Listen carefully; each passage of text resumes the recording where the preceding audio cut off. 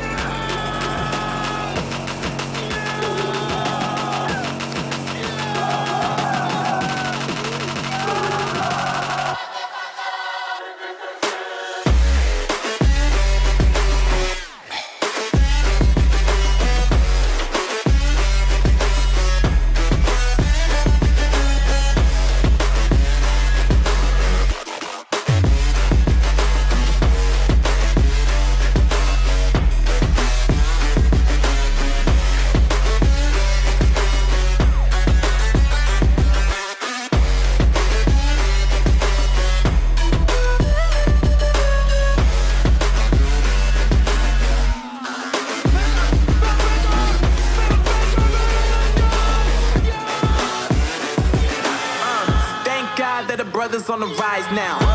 Endless celebrations all in my house. Levitating now, I'm super duper fly now. London boy, but DC where I reside now. Put the time in while you always yelling time out. And for quit it, cause I know I'm coming with it. You were sitting, you were wishing I was handling my business. Now I got the ball like Harry Potter playing Quidditch. And my business is humongous, you would think that happens in there. Oh man, I'm all that, yeah, I'm all that. Working for that whip, yeah, that what you call that. I'ma blow up in the summer, have them yelling fall back. And I've always been ahead like an effing ball cap. Man, I came in the game like, whoa.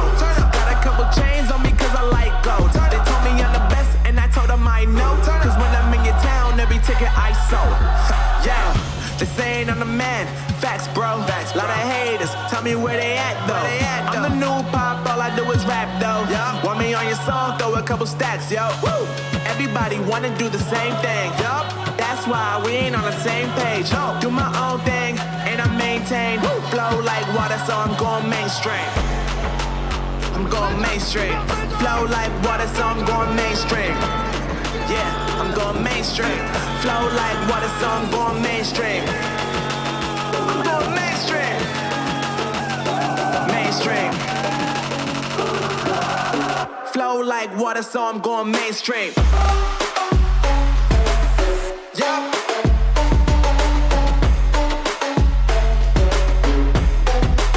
I'm going mainstream. Damn. Flow like water, so I'm going mainstream. Woo.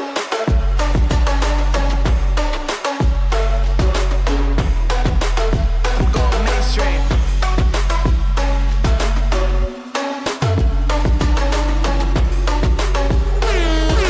Flow like water, so I'm going mainstream.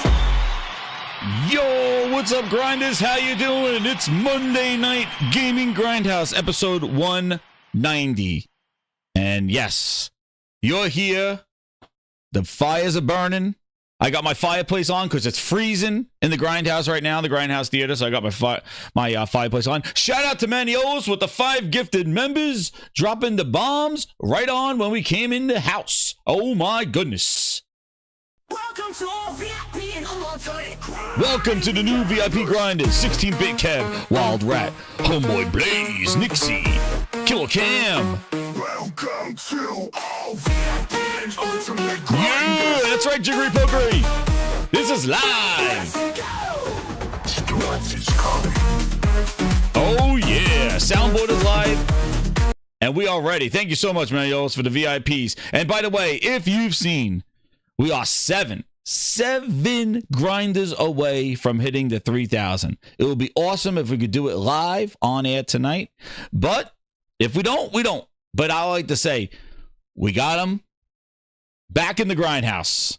Shout out Ron M. Before I even introduce him, Ron M. hits the 10 VIPs with more. Xbox, no. Feel that. He got Longhog. J Gamer UK, I saw you on X today, man. I saw him rocking. Man, we keep going. Man. Holy crap. Barrel Dante with 20 bomb. Holy crap.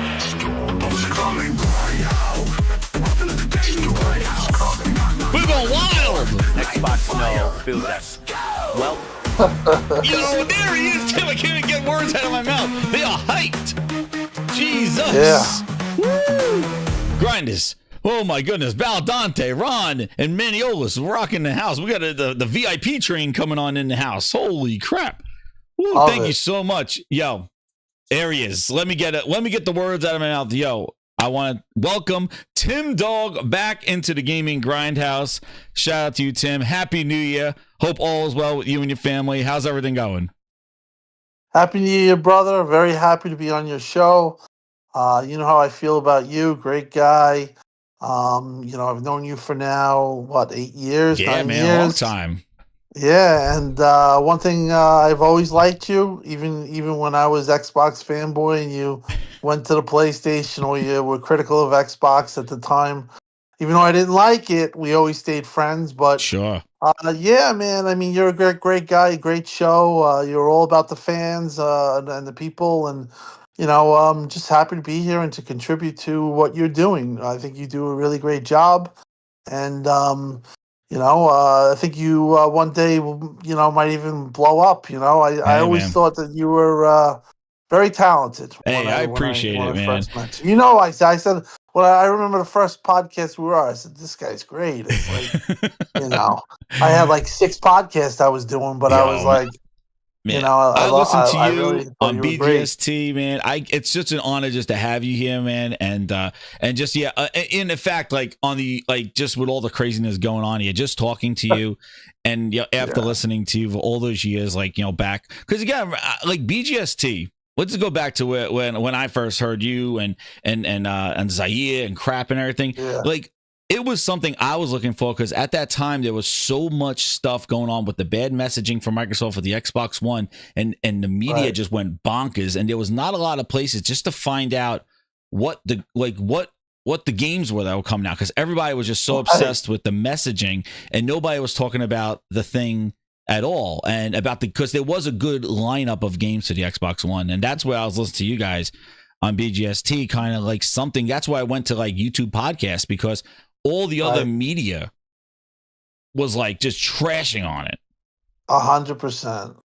So like we were like a safe space it was like just Xbox. I was like I need some place to just hear about what is coming to the system like talk about the games that are coming to the system and not about all these policies about sharing and spying on you and the camera's gonna see you and the dude and they're gonna be taking pictures of you like all this crazy stuff they were talking about dude and I was like but wait what about Dead Rising 4 what about Rise like and you guys would do that. That's why I listen to it. Yeah, 100%. I mean, it really was honestly, it was one of the first shows I felt like that, like we were really popular. That was one of the other things. Like, like IGN would do a certain amount of numbers and like BGST, this place from nowhere with the, 5 random guys, Xbox fans, just shooting the, shooting the Google Hangouts. Yeah, Google Hangouts. But it was honestly it was a great time. I think kind of Xbox that too kind of faltered out because we were always conveyors of good news, but it just seemed like there wasn't. It seemed after a while that was even getting hard because hard to spin this the stuff. direction they were going then. I know it was tough, man. It's tough, and that's the thing I definitely wanted to talk about too, like with you on here and like the inside stuff and behind the scenes things that you talked about. Like I heard you on Mooch's show. Shout out to Mooch, man, and the Crossfire show. Check that out. Timdog was on there last week, and just hearing I'm just so enamored by that because. I got to talk to you about that stuff because those things that went on because first we'll get into it first, but first I just want to just say, well, what are you playing now? Like what are you what are you playing right now? We'll get into right that. now I really have time. I'm right now I'm on a health lifestyle kick. Yeah, so that new year, man. Yeah, but I've been really focusing on that, and so I really have gaming. I game on the weekends. And it's pretty much been a rotation of NBA 2K25. I'll play a game. Madden. We were talking pregame about Yep. pre-show about that. Oh, the I, Giants, I yeah. still am doing a season. Undisputed, which is a boxing game. Yes, I played And that. then I'm almost finished with Spider-Man. Very impressed with that. And then I'm still playing Wukong. I'm a level 74, but I cannot, for the life of me, beat this tiger. I Oh, mean, that I'm tiger is a pain in 30 the ass. hours in the game. People would love to look at how long I've been playing that game. I cannot beat this tiger. I saw, Cannot. I'm dude, like I saw 0 for some 100. crazy moves of somebody like they cloned themselves and they did like a killer hit, like one hit on that tiger. Like there's some crazy combos that you could set up in there. Like I just learned that I had to respec every single time. Like I just realized I'm at that point now where I got to start respecking everything. Like as I approach to new enemies. Right, the sparks. Yeah, you got respark. Yeah, exactly. Because Yeah. like I'm not that far into the game. I'm about like 8 hours in or whatever like that. I'm finding the snake guy, the guy that goes through 2 phases and he's doing the snake. He's tough too. Yeah, I was like, after I killed him the first time, I'm like, yo, I got this game. And then he's like, now you'll see my final form. I'm like, I know. oh shit. I'm like, I'm done. So like I respect like 3 times already, and I got him now down to the last quarter, so I'm ready to take him out. Right. And yeah, so but it is such an addicting game, and it looks incredible. I mean, I look Wukong, forward to Wanda. once beating the tiger. I mean, I grind, and then I grind, get up 2 more levels, 3 more levels. I respark. I've tried everything. I've tried doing the things, but all the magics, maxing out the magics, maxing out. You watch any know, YouTube videos on it? I've watched YouTube videos. I come close, but like when you get him down to like 25, he just starts going crazy. And I mean, I love the game. I'm gonna do it one day, but that's pretty much my rotation right now. Mhm. I'm gonna finish Spider-Man soon, and then I'm probably gonna move on to. I might try Uncharted, or man. that's the thing. There's so many games I haven't played. I know.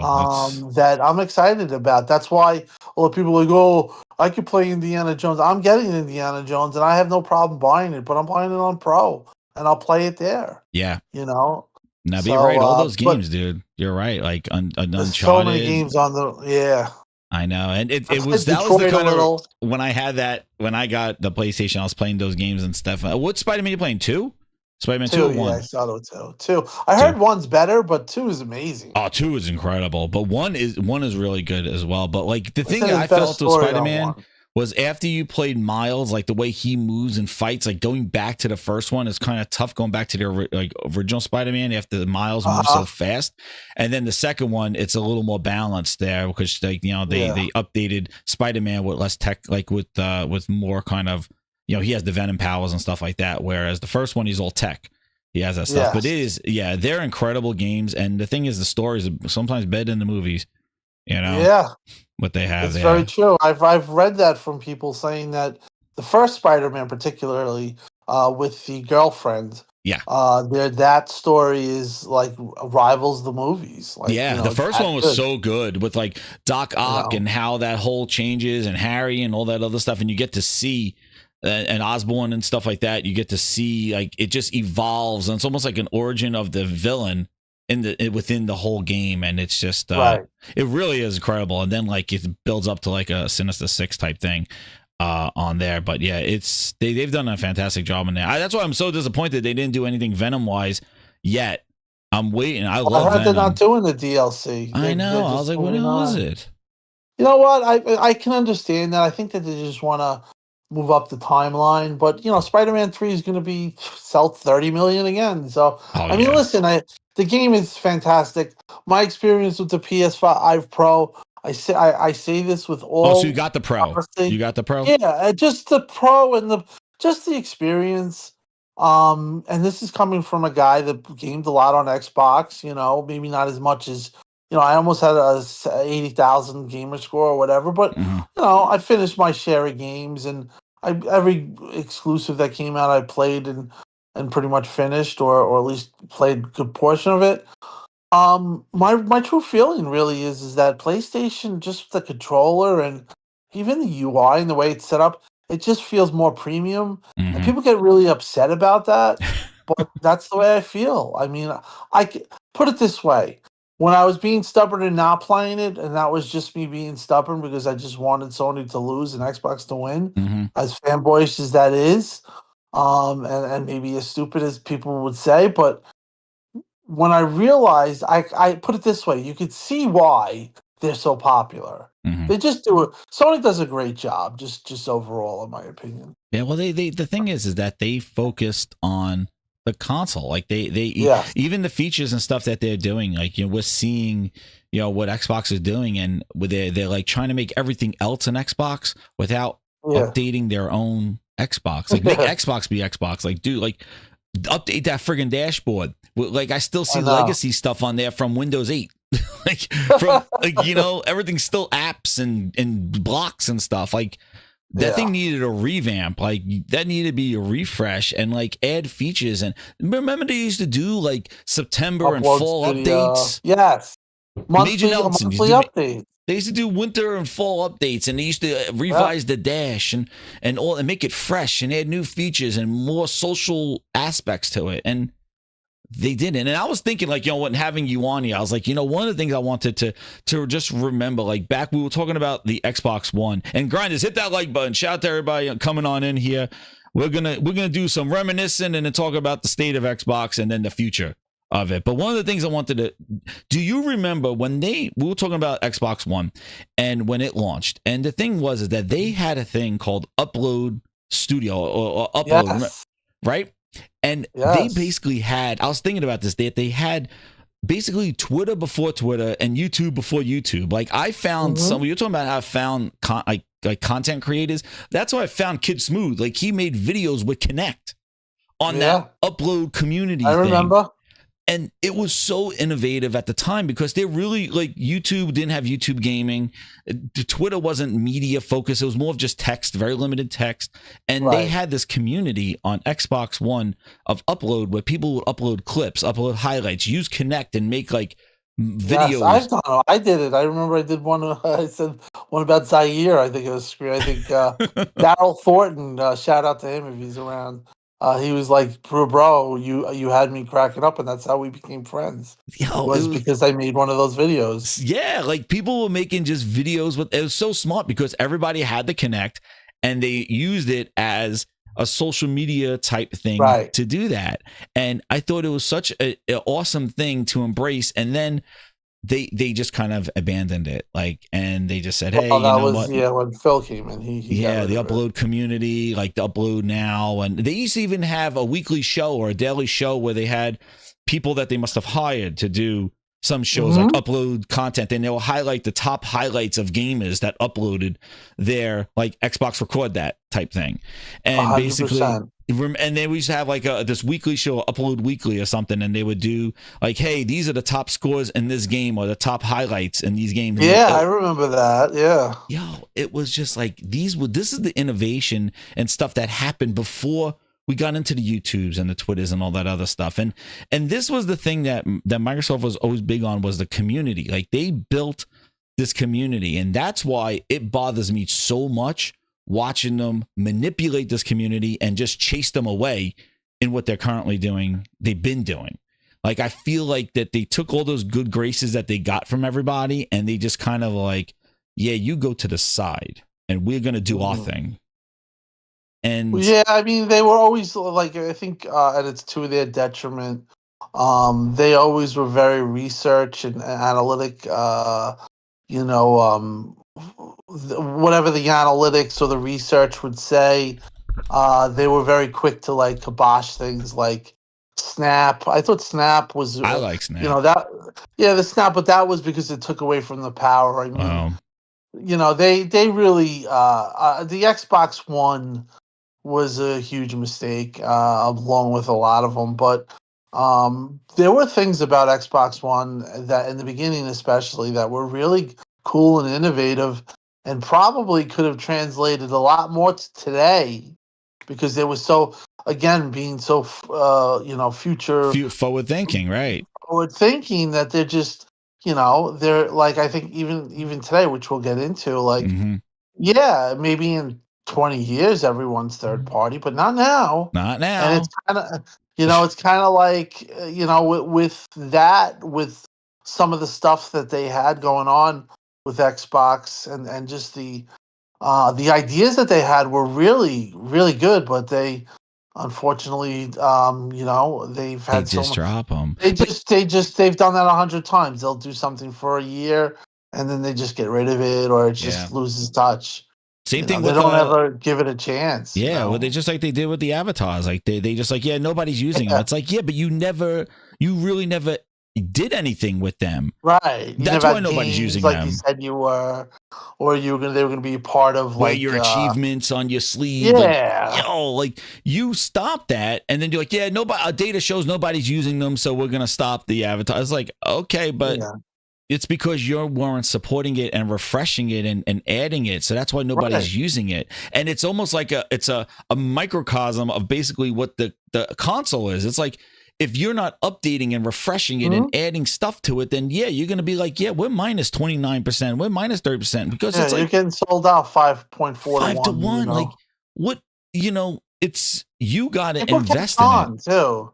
And people notice, like, it's like they always do, like, they just never really stick with things. And that was like my whole thing too, with when they went third party, or when they announced the 4 games, was like, imagine this year if they had all these exclusives. Like, that was the time that you should see maybe if your console would sell. This is like when you had exclusives, but here we are. We're gonna go all over that. We're gonna talk about that, but they just make like decisions, and then a year or two later they just kill it. I mean, it's constantly, what is that that statement? The definition of insanity is doing the same thing. Doing the same thing over and over.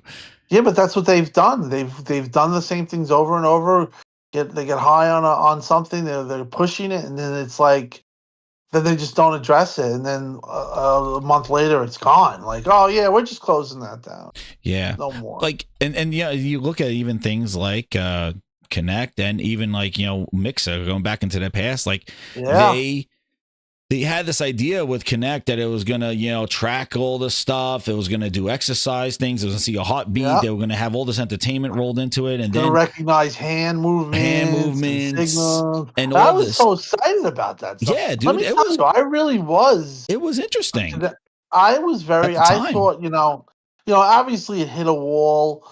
The first one, but the second one, I thought they shouldn't have, they made the mistakes, but, of including it or attaching it to the console. But that too, they gave up on after a year. But, I really was interested in the Kinect. I thought that it could, it was interesting, maybe not for games, but some of the other stuff I thought could have been cool. The fitness was, somewhat of Xbox a good Fitness, idea. remember that program? Yeah. They had a subscription, and they had like they did that before.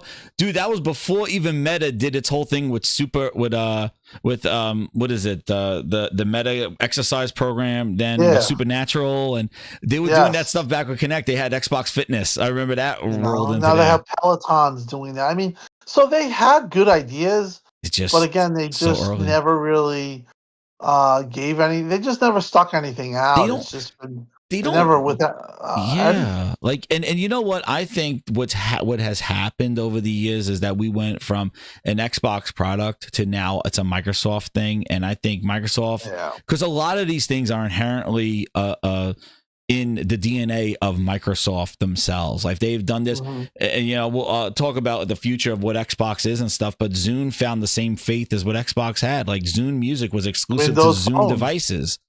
And then they said, oh, no more Zune devices. They're not selling. Put it Zune on Windows. Put Groove music on Windows. And they just let it go to the Windows graveyard. That's right, Groove. Didn't they buy Groove? No, they turned Zune music into Xbox music. And then they turned it into Groove music. And oh Jesus! And then it just died. And then they died. And what happened was that they pulled it off. It used to be exclusive to the Zune, and then they pulled it off the device and just put it in Windows and kind of just let it be a vestigial organ that you could still find in Windows 10. Or if you type in Groove Music, you might have the app just hiding somewhere on your computer. Like renamed under there. But like, And when I heard and Windows Phone. Windows Phone, and then Satya had the audacity to say, "Well, maybe I should have stuck it out." Yeah, well, we just named 7 products that you just, you know, you tanked. I know. So again, it really does outline they've had a long history of doing this type of stuff. Even the Surface. Did they stop Surface production? Now I think they're kind of going to Surface for business. Panos Panay left. Like, he was friggin' incredible. I would buy a Surface every time that guy got on stage. I'll be like, yep, I'm buying it. He was great. I met him. You did? Yo, that guy. Yeah. He was incredible, man. I thought they needed to put him on Xbox when he did those presentations with Surface. I was like, dude, this guy, they got to put him on Xbox. He could sell that. Get him on E3 stage. You know, they listen. They had the watch, which was really good. Oh yeah, the watch. they have had so much stuff, and again, it's the band, Microsoft Band. What did I say? Definition of insanity. Keep doing the same thing. They did over and over, and expecting. They just don't results. have the patience, Tim. Like, the thing is like, they have these great ideas, but they don't let it fester and grow naturally. Instead, they get panicked. They look at the data. They see it's not growing, and then they try to do the get rich quick scheme and going like, well, Mixer, we're going to have it be this community. We're going to have it evolve and get people in there. And then when it was too slow, they said, you know what? Nix the people that are coming in here creating their unique content. Let's just buy the big people and bring them over here to get an influx of people to Mixer. And then they shut it down. The thing about them too is that they would never have a guy like Doc. Like, I remember at the time, they were paying them. They brought him a ninja. Get over here. Would have been the perfect guy for Mixer. Like, you know, he's controversial. Yeah, but they didn't want to. They paid them. They would never do so. They would never pick up a guy. So they limit themselves in a lot of things because of politics and all that BS that goes along with it. You know, other than their core, like the cloud and certain things, they definitely they never let things they never just give it a full shot. Like, you could say, like, look at the game Fortnite. When that came out, if that was Xbox running that game, they might have canceled it. Yeah, that's right. Because it was so bad. Yeah. Hey, look, we tried something different, and now look at it. It's the most popular game. So, you know, not that none of those things that they could have, but they had great ideas. But again, they didn't have the wherewithal to withstand it and or the heart, I guess. Like, and it's now you know, and we're going to talk about it. Yeah, it's actually affecting the console. That's right. And let me just shout out to Steven Leone with the 20 VIPs. Thank you so much, Steven. He loves to do it when I'm talking and when we're talking. He likes to just drop 20 members when I'm talking. But shout out to Steven Leone for coming in here and giving the VIPs, hitting them up. We're working on that next emoji. And Donnell Brown, member of 22 months, says, oh man, he's calling me the bootleg. He says, hey, bootleg Jez, when you gonna have the real Jez on the show? Oh man, we Tim, you know, I don't know if you listened to the show before, but I'm the real Jez. Jez Corden's the bootleg Jez. Oh man. Oh man, yeah, that's right. It's the bootleg Jez. We don't know if Jez Corden is a blogger or a media, like, you know, he's a interviewer. I don't know what the hell. Sometimes it depends on what he ever is. But man, all I say is, like, you want to have real Xbox talk. That's what Timdog's here for, because we lived it. Well, yeah, I think a lot of these other people say, you stop talking about Xbox. Dude, I have 1,000 games. I've met with these people. I've, you know, met Satya. That's what I want to know. So I have you met with Satya. He looked you straight in the eye, Tim. And what did Satya tell you when he sat there? Did he say? Did he stutter? I need to know. Did Satya stutter in real life, like he stuttered when he said services, content? Does he stutter in real life?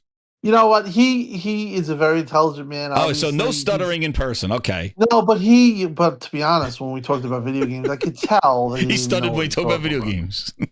You know, he doesn't understand the culture. He's still, I mean, even though he met, you know, me, Stallion, we all had a round table, and he was trying to get to understand it, but he just doesn't understand. He doesn't understand the gaming culture. He didn't understand. What was his questions? Like, what was that, a think tank group? It was mainly about Gears. It was about Gears, and it was Gears about 4 it or going 5? multi-plat. No, it was about Gears 4. It was about Gears 4 going to the PC.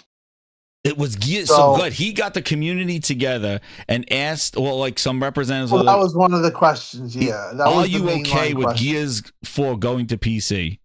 Yes. And that was like, and I had said, I don't think it's a great idea. And they quickly were like, well, what if you can get it for free on PC the same day? So they were testing the waters with that. And, there were a few people that were like, yeah, it's a great idea. Who cares? We're all gamers. But I always had my trepidation, even to Phil when I talked to him about doing that. And looking back, they should. I wonder what they would have done if they had just stayed the course again. We just went over 80 things that they did, and they just didn't go to PC like that. Maybe if they staggered it, or the day and date hurt them too. Yeah, because know how many people were saying, what everyone was saying? Well, yeah, everybody didn't like it. Xbox when it's on PC. That's what they were saying, right? And that was at the time. They dropped another 10 shares, 10% of the market, because that hurt them too. Yeah, but Tim, at that time too, it was Gears going into the Xbox or the Windows Store, right? It wasn't even Steam yet. Thing. It's only Windows. Yeah. And then I remember they put it on Steam, and I remember telling Phil, I said, why did you say it was only this if it's that? So again, they made the history of making the same mistakes. And guess what? I don't care what anybody said. Quantum Break did shit on PC. Yeah. Like, it wasn't worth it. Tim, if you remember that Play Anywhere wasn't fully implemented when Quantum Break came on, and you had to get a code. And I remember my code came after, like weeks after. They forgot to ship the code out because if you bought it, they were supposed to email you the PC code to redeem it on PC. But Play Anywhere wasn't, the function didn't work. So you had to wait.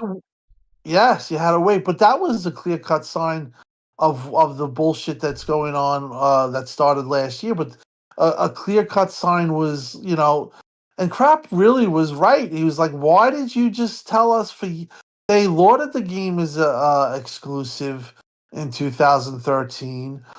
They never talked about PC. And then like 15 days before the release, they're like, oh, it's going to PC too. Yeah, just like they did with Indiana Jones. Yeah, exactly. So now the PS5, now they're doing, so it's... And they're just like they kind of, when the Tomb Raider, they were like, no, it's exclusive.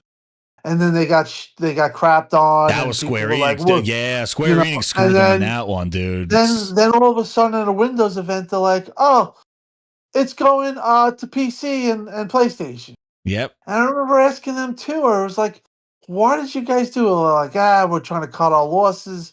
They could have just not said anything but they stepped on their own foot, and they made the mistakes that they've continually made. And it's just, there were a lot of times where I was like, there were a couple times where I was very critical, like with the Quantum Break and certain things like that, but they've continually made the same mistakes.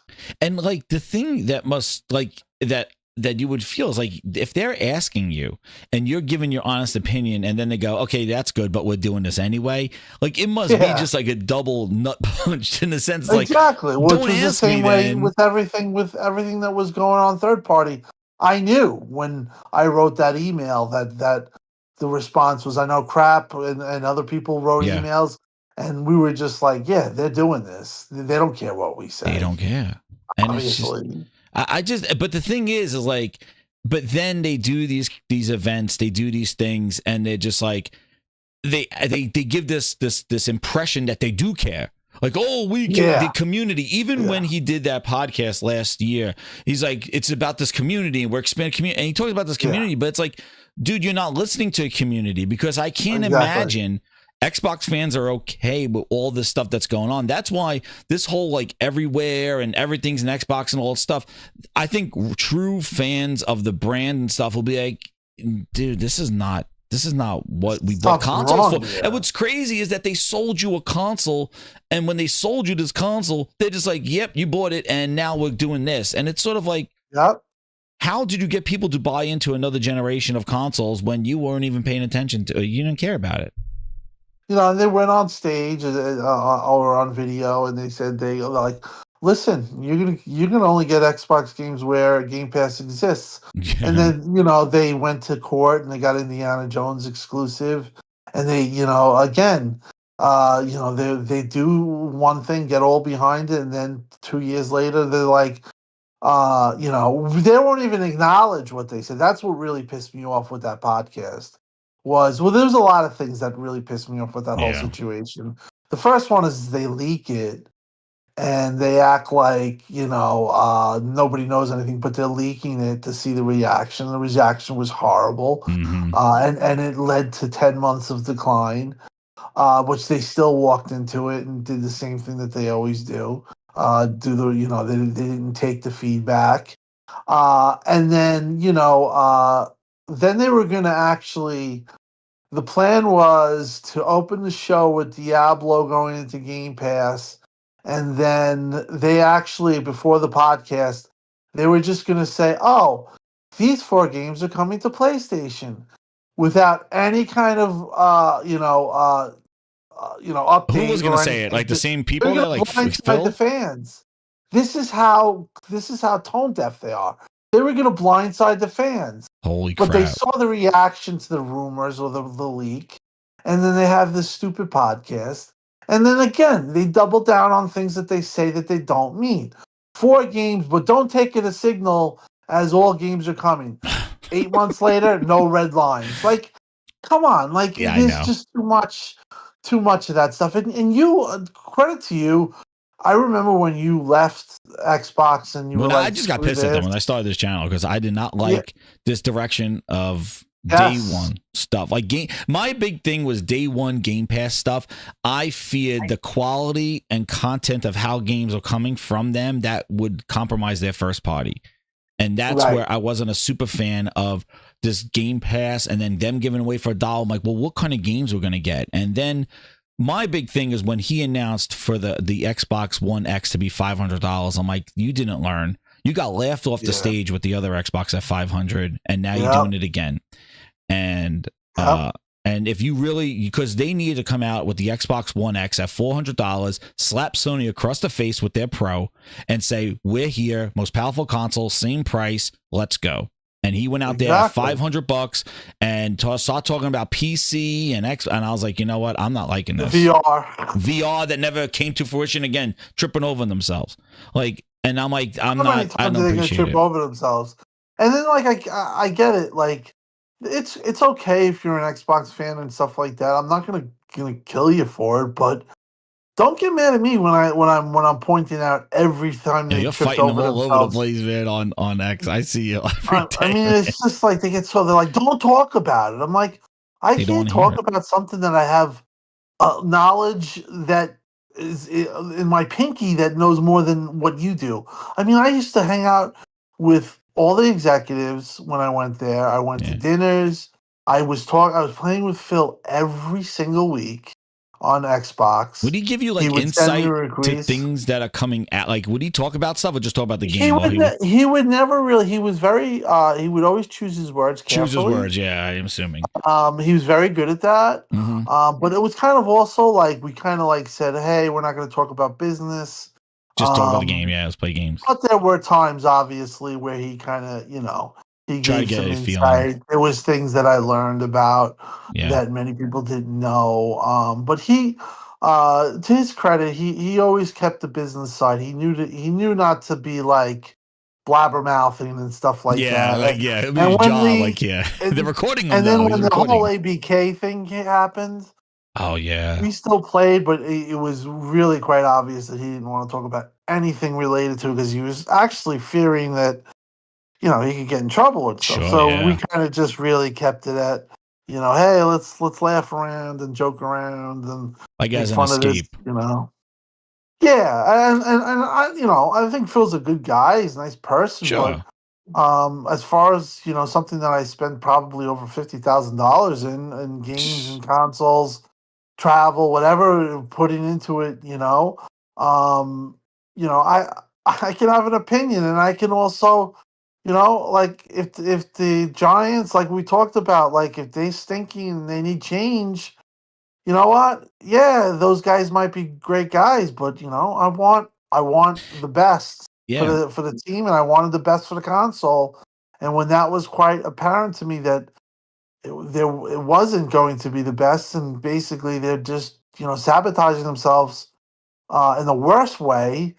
And I said it at the time, man. I remember holding those podcasts or those spaces, Mhm. man. And I don't want to tap myself too much on the back, but man, I said, watch.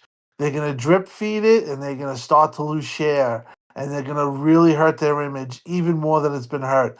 And basically, it was 9 months of to this point. We're even at this point now where they just keep hurting the brand. And once Halo is announced, watch I the reaction. That's what I'm just going to tell you, yo. that because still people think that there's exclusives, and there's going to be no more exclusives. I can't. And the thing is like I feel that some people have different thresholds than others. And again, with your connections and things like that, you must have been hearing a lot more than we got outside, in the sense of like there was this whole thing where in 2016 when after Halo launched, Halo 5, and then they kind of did that whole like 2016 was dire. Like that's when they shut down the Scalebound. They shut down like Lionhead and Scalebound and all this other stuff. And basically Satya wanted to scrap Xbox, and then this is where Game Pass evolved and all this other stuff. But like they didn't have the studios and stuff. And I think what they did was that they just started they tried to buy goodwill and this hope of wait to E3. We got the studios. We're getting back on track. We're going to make these games. And I know you and a lot of fans were waiting for that payday, going, yo, the list, we got these games. It's going to come back to where it used to be, and they're investing. We're back to during the ABK whole thing. And now the thing is, they finally have some sort of cadence. Even though the cadence is a little bit shaky, it's still not very reliable. Because even last year, they kind of back-ended everything at the end of the year, and really, Hellblade, and then 2 wasn't never what the Hellblade 1 was. I did not really care for it. I can't believe it. Like, it looked better, but it regressed in everything else. And I just feel that they held the carrot, and then they got everybody to the carrot, and the carrot rounded up being a piece of shit. Like, it's a turd. It's like, oh yeah, well, you're hungry. We starved you enough for the carrot, and now you're here because now everything that they've kind of have ready going, it's sort of like the whole payday, the whole like, hey, all this investment, you're finally bringing it to the Xbox brand. And it's like, no, we're bringing it to everybody. And that includes the people, the competition that has been dropping games for the last 5 years while we've been getting our shit together. And now we're just going to give them more games of everything that we invested in to give it to them. And I think it is a base and switch that really, like you said, is they're not leaving. I don't think they're doing this with respect to the fans that they built this community. And that's the things that you keep saying, and how they kind of like, they got the community together. They do FanFest. They built this Xbox Live community that they are now just not really listening to. They haven't, and they're kind of like the ambassador program. Like, what use was that? Like, the ambassador program, dude. Shitty are you? Why help out people? And I mean, those guys they were kill the you most from the loyal inside. Xbox fans it's ever. An inside job. Like stuff like that. Like, it's just, I thought, I put it this way. I was under the illusion that the corporation had a heart, but at the end of the day, it was just they're more corporate than ever at this point. And that sucks. They're not even like Sega just said, hey, we're done with hardware. We're going to put our games everywhere and move on. And this has been the problem that they've had. It was a 3-week process too. Yes. It was done, and it's still going on with Xbox. They're still doing. And the thing, we're still up in the air. They've been trying to play both sides. They've been trying to do both sides. It's like even we bought Bethesda ZeniMax exclusives. Like, Starfield's an exclusive, Redfall's an exclusive. We got exclusives. It's exclusive, the most important exclusive ever. But then when we play, we all win. And then it's like, well, what is it? Saying contradicting things. Yeah, they're all over the place. That's what it is. They have too many people within their organization that sway. Like, listen, I think heart of hearts, I think Phil probably wasn't the biggest fan of games going to I'm sure he PlayStation, wasn't. but he had Tim Stewart, And he had money. Amy, Amy in the mafia hood. bosses where they're like, hey, this is, we need our envelopes and we're not getting them. You know what I mean? And We it do was that. quite obvious. It was quite obvious that they had a flawed business plan when they bought Activision. They basically looked at Xbox and they looked at it and they really dived into it and they saw like, you're making games like Redfall, which is costing them a ton of money. Then on top of that, you have Game Pass where people are just waiting for it to come to the system. They're not buying the game outright. And they just, Starfield was supposed to, do these wonderful things and it barely moved the meter. No. And then the Needle. DLC, that was another thing that got forgotten. Was like the worst Yeah. DLC. From I mean, so like they made these huge promises, and they put out they set out this path, and then they of course abandon the path. They don't acknowledge anything that they've said in the past, and they act like they care about fans. But to me, I feel like they've been completely, um, they haven't been upfront. They haven't been honest. They haven't. No. I remember Phil telling me, he says, we need to build the trust in the fans, and we need to have them believe in us. All that stuff went out the Wow. window when they did this. You know what I mean? How there's can no he expect that? transparency. Do you really feel like they're transparent? No, they're No. not. And the people and then you see these, I don't know, Phil's so transparent. He's so great. And it's like, I just don't understand is like, if those are the statements that you're making, how are you doing what you're doing? Because and this is the thing that always, I know you didn't ever like the term, but the Phil Ness of like this whole of like, I did like it when I was. When I was a fan. Yeah. Now But I think it's funny. It's sort of like you come out and it's sort of like your actions are not reflecting the words that you're saying. Like you're saying you want to build trust in the fans, but you're doing everything in your power. All your actions are giving a distrust in you and your brand and confidence in your product. Like this is a product that people invest in. Gaming is passionate. And you know what? I don't want to hear about this whole like the console war is bad, because you want to know what? There's wars and everything. You got headphone wars, you got Nissan versus, you got all call. Phil was all about the wars. And Phil was all about the wars. Consumer products all have competition. You don't see Sony and Bose giving their ANC technology to JBL going, hey, we could charge $400, but JBL, here's our ANC technology, so you could do, everybody should have the ANC that Bose and Sony. No, they're like, this is our proprietary algorithms, and you buy our product for it. Everybody does this, and it goes from consumer electronics to subscription services to TV shows. Like The Penguin on Max is not on Netflix. Peacock.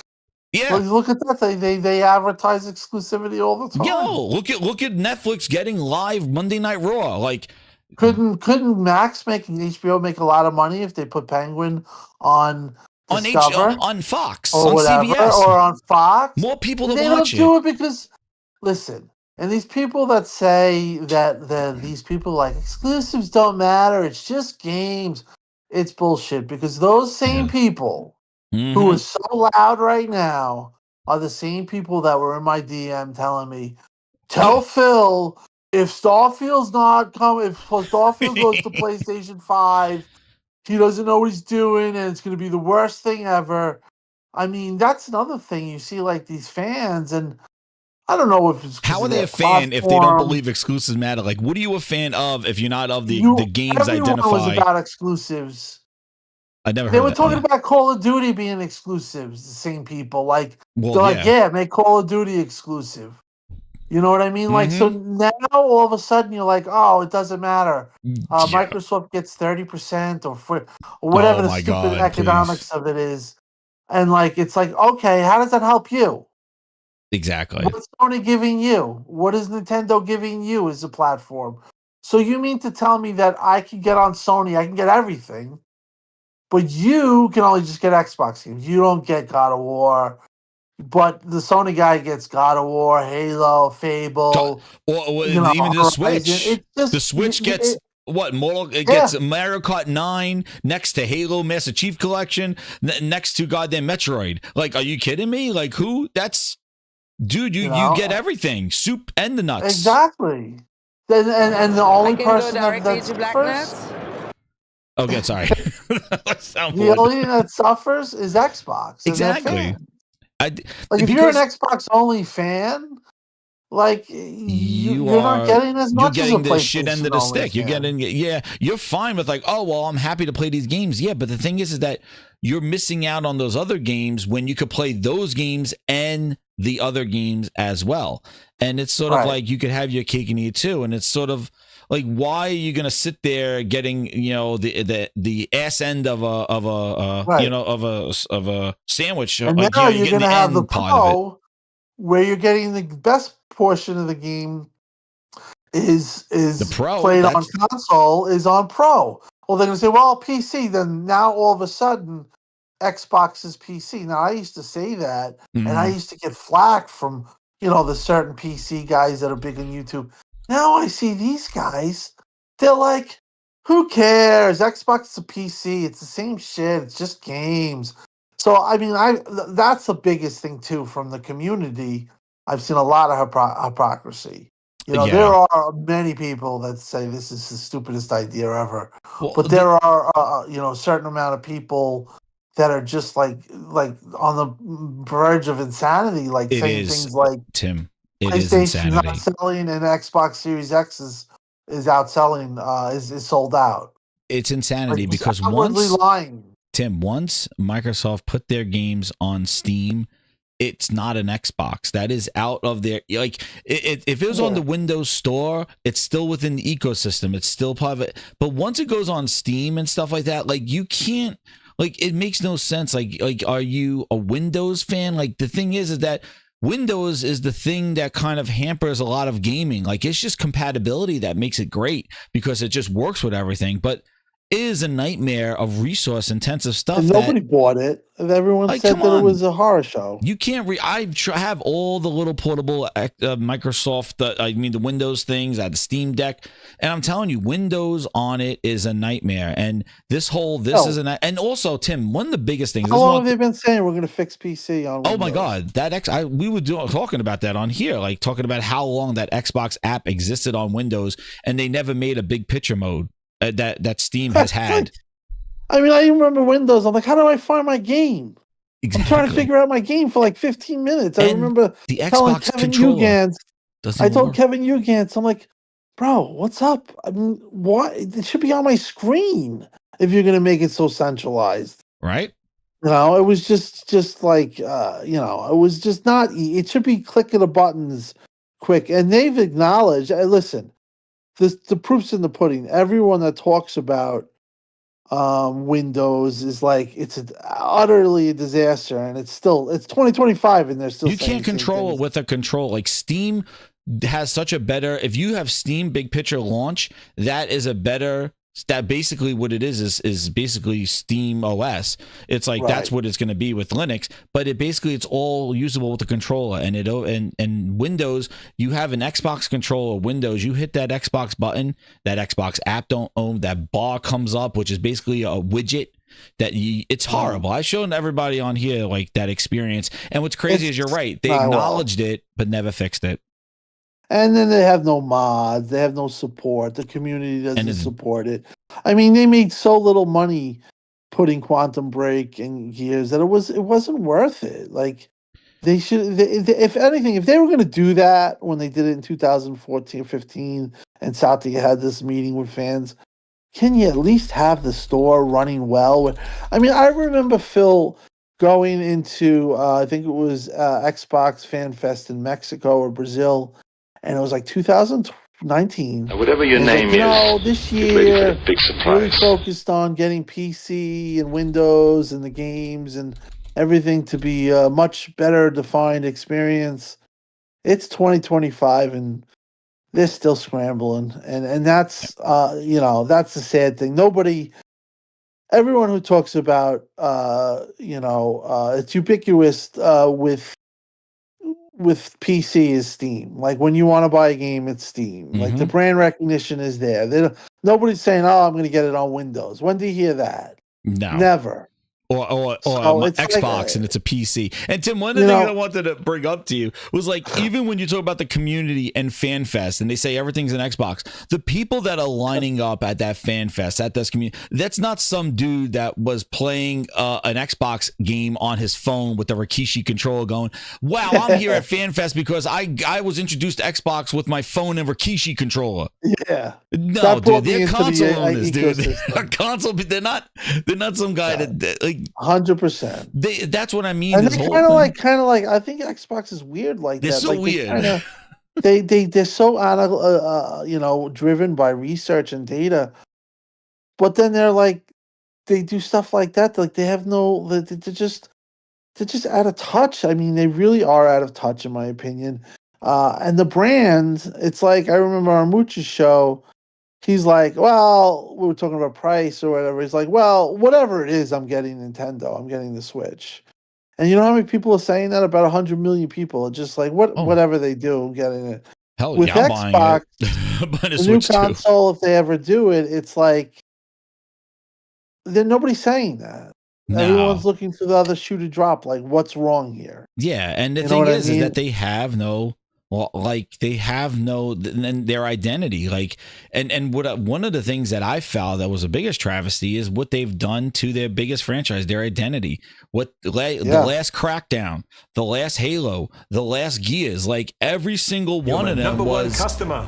like not what it needed to be, bigger and better. Not what it needed to be. No, 100%. Especially with Halo, that game was so bad that they neutered the whole studio. They rebranded them after all these years. Yeah. And they changed the engine again, which is crazy. Well, they changed the engine because they're going to PlayStation 5. I think now we know why they went to Unreal. Let me get the super but the thing chat. is, Halo is not what it used to be. Let's be honest. The biggest exclusive right now on Xbox is well, it's not even going to be exclusive, but Forza Horizon series, I think, is the most reputable. That's the one that maintained the most quality throughout this whole thing. It was been immune to the quality. It was the best entry, I would say, in Game Pass. It was the exception to the rule. The only thing, my only criticism with that was I wish they did more. Rather than just changing locations, they should have added like motorcycles or boats or something. Like they should have added some more vehicles to it, or maybe even some kind of they like might cops. do that in 6, but maybe that'd be awesome. Or even added like police that chases on your PlayStation or something like that because of PlayStation. You know, the reality is, and you know, when Jez came out with that stuff at the end of last year, right? Well, it was just when he said basically everything's going to be. They took him to like Xbox Boot Camp, Frosted Glass, and he came back I seen some shit. Let me say something about that. Jez was told that by Xbox people, particularly, maybe even from the horse's mouth, like from Phil. Yeah, so that stuff was not coming from Jez looking to be the story. That was real story. That's the reality. And the reality was, what was he saying? Everything's going to be a third party, and everything, it's going to be the rule is going to be the one that, is not. And then it's going to be a reason because of it, a developmental issue, or a problem, or maybe Forza Tech, it takes more time. But everything by 2026 is going to be going to PlayStation day one. People still haven't grasped that. Whatever your name is, to people, and I listen to these podcasts, the Pro Xbox, and they just don't, they don't really believe it. And when they hear it, that's like what I said, when they announce Halo Master Chief, you're going to see, again, further deterioration of the brand, but it's going to be a bomb, and more people are going to be upset, and more people, it's like, you're better off just coming. Yeah, and it's coming. It's coming. It's 25. It's coming. It's coming.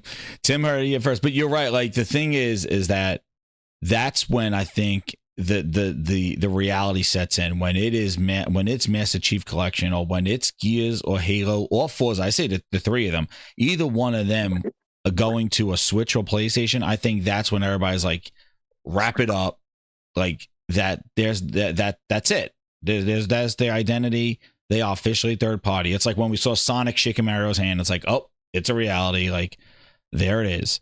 And yeah, I think that's when it's really, I think, because right now it's still a rumor. And you said, like, you know, and the thing is that Jez definitely changed his tone from beginning of the year, especially when we hear talking about now the current stuff that's going on. I have the hate when he said his thing, and then right under that, when he said his stuff, Jez was like, and this and this and Hellblade 2 and this and this. Like, he wasn't last year where he's like, hey, games going to PlayStation's copium or anything like that. Like, last year he was quick because he didn't hear it yet at the beginning of the year. But then he saw some shit throughout the year, and then at the end of the year, he was like he came down from the rooftops like, I'm a changed man. He got resurrected. He's like, I seen it all. You know, 100%. And now he's sort of like corroborating with Nate the Hate, going, yep, it's all coming here. And I just want to play the clip from Nate the Hate to talk about the current stuff. But let me get this quick super chat here, and then we're going to talk about the current stuff that Tim was alluding to right now. So Cosmic Hero with the 5, he goes, Jez, do you think that this Dev Direct shows these games coming, or do you think they'll drop it off at a summer event? Heck, they could just shadow drop it. Shows games coming. We'll talk about the Dev Direct in our the future right after we talk about the Nate the Hate. But thanks, Cosmic Hero. We'll get into that with Dev Direct stuff, especially with that latest rumor that came out today. Which again, I gotta talk to Tim about this thing. But let's just do the Nate the Hate clip here and just see. This is where it came from. And Rand was on the show. Shout out to Rand, was on the show, and this is what Nate had to say. Largest third-party publisher. Yeah, they're going to have more games go multi-platform in 2025. Shocker. Didn't see that outside coming. Outside of the ones we already know about, like Doom, Dark Ages, The Outer Worlds 2, I suspect Oblivion is a multi-platform game. There's just no reason to doubt that. So games that I have heard will be released multi-platform in 2025 beyond the obvious include Flight Simulator will come to PlayStation 5 and Switch 2. Mm-hmm. And Halo, the Master Chief Collection will be coming to PS5 and Switch 2 as well. Now you know why Phil Spencer said there's no red lines. 25 is coming. Yeah, I mean, I would also go as far to say that if a Gears of War collection exists and releases in 2025, I would say that would likely be a day one release on PlayStation 5 as well. Yep. Is coming. Microsoft is just going to fully embrace that. Any game, I'd say any game coming out this year will at some point find its way to PS5 and or Switch 2. It's just going to be a question of when. Coming. It could be 6 months later, it could be 12 months later, but I think at some point, anything coming out this year will find its way to other systems. Microsoft is going to be a very big supporter of the Switch 2 when it does come out. They will be porting and patching the current Switch lineup. So games like Grounded and Pentiment, the Ori games will eventually find their way to Switch 2, be patched with 4K support. And I wouldn't be surprised if you see Sea of Thieves, maybe Hi-Fi Rush also find their way over. Just expect a lot of Microsoft games on Switch 2 and PS5 moving forward. But Flight Simulator and Halo Master Chief Collection are two games I have heard about that should be making their way over in 2025. Yo, what's up, Thrash? How you doing, man? Holy, it's coming. Great circle. Yo, that is like no stutter, crystal clear. Heart's broken, man. It's like the hot girl working down the hallway, breaking hearts. Holy crap, dude! Like that is just you could hear the just everything leave the room. It's sort of like how Tampa Bay must have felt last night. Sorry for Tampa Bay fans when they just saw that field goal get hit off the post. They're like, don't. She went in and they're like, oh. Like, dude, the air just got sucked out of that room. My God. That is just. Oof. And then, like, on top of this is where the tweet came from. This is the origin of it. And then basically, Jez came in there, bootleg Jez, came on and then he was just like, yep, and Hellblade 2, and this, and that, and this, and that, and there we go. And then that's where it's like, it's all coming, the whole slate. And Tim's been saying it. Like, he kind of got inklings of this last year when he knew that this was it. You knew. Like, yeah, after those 4 games, you knew. And I remember people like clowning on me, and I'm cool with them, like J-Rock, and they were all like, "When you got sold, and then like I remember telling J-Rock DM, and I'm like, "Bro, you'll see." I says, "I'll put this all in," and he was cool we were talking about it, but like people were clowning on me and stuff like that. But I knew, I was like, these games, you're being, and so I played it, I pushed it out, and I said, this is what's going to happen. This is what's going to happen. By the end of the year, you're going to start getting real, like I called it. Yeah. And, here we are, and now you're getting people realizing that this is going to be the case. And now they're saying, I don't even know what they're quoting, stock market quotes and, platform wars, we get the, we don't have to pay for the game, pay you $70. Yeah, you're funding our Game Pass or something like yeah, dude, you're like, funding our Game Pass, like some kind of weird goddamn Booker T spinneroonies they're argument. doing right now. They can't.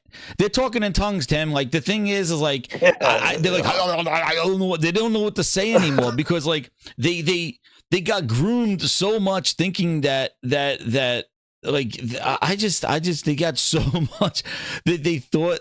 Like you really think he said it in the 4 games? No, and then he said at the other show, we're learning and we're gonna do more of it when he announced Doom.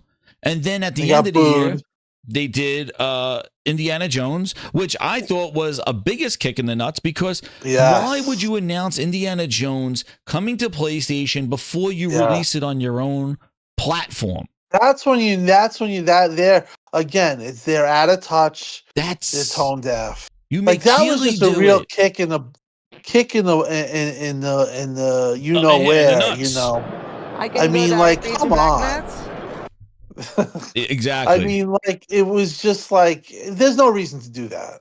No. First of all, it's stupid because you get people that actually might have said, hey, because the game was great. And it turned out to be good review. I'm going to play a month of Game Pass or 3 months of Game Pass to play this game.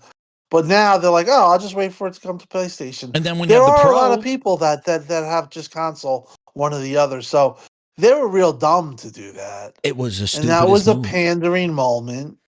And that was one of their out of touch. Like, why would you do that? Think about that.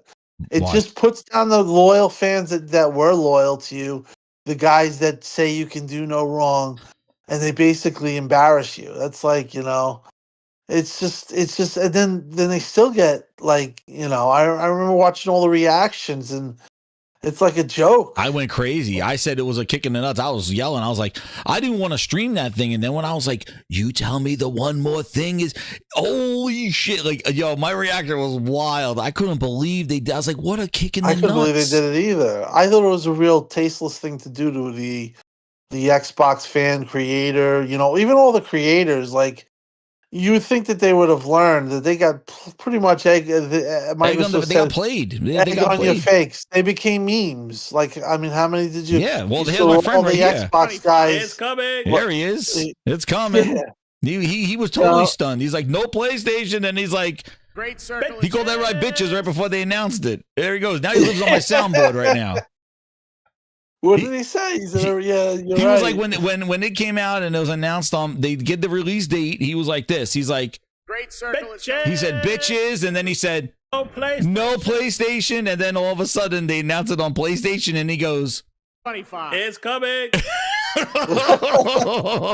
He completely told like, dude, he had a revelation like in real life. He was like, no PlayStation, bitches. It's like, and then all of a sudden Jeff Q was like, and one more thing on PlayStation, and he's like, it's coming. It's coming.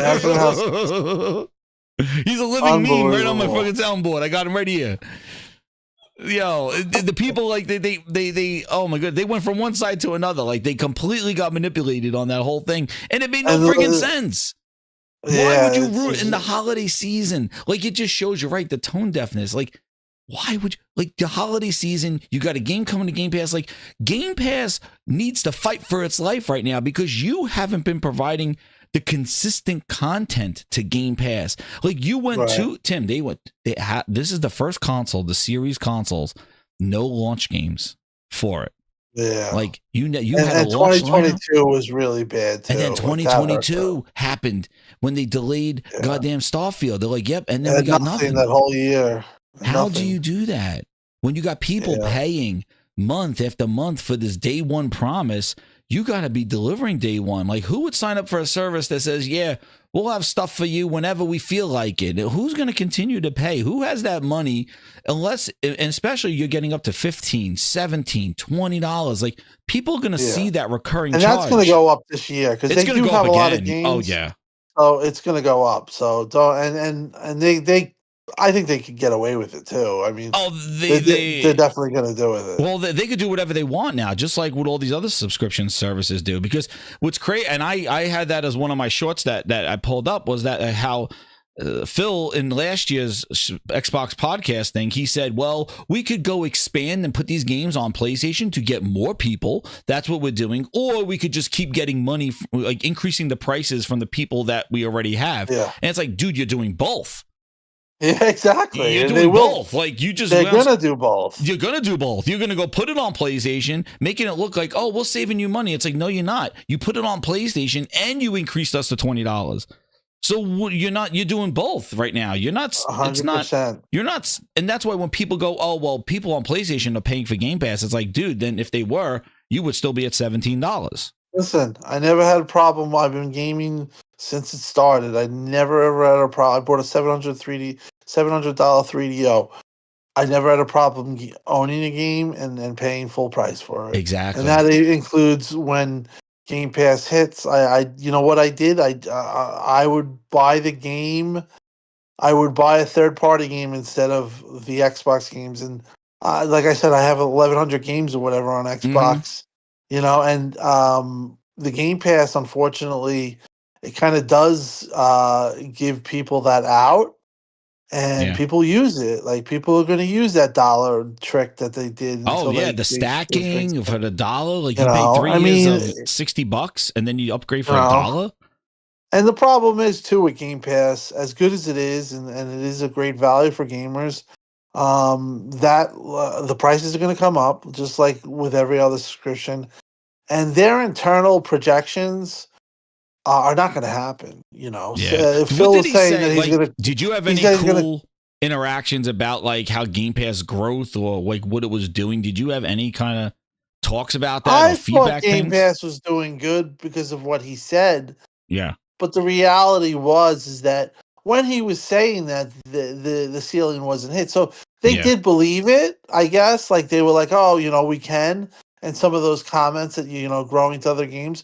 So they, you know, the first year they showed this amount of growth, and then they showed that amount of growth. The problem is when 2022 happened, 2023 or 2022, to hit the ceiling. Yeah, because the whole and then COVID they were thing. like, right, then they were like, oh, we're going to go into PC, and PC game is the biggest sport of the growth. Yeah, I guess they hit a ceiling there.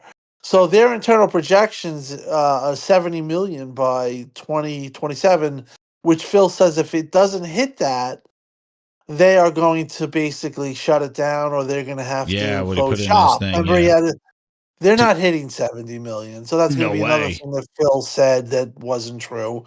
And then they have this ridiculous 100 million by 2030.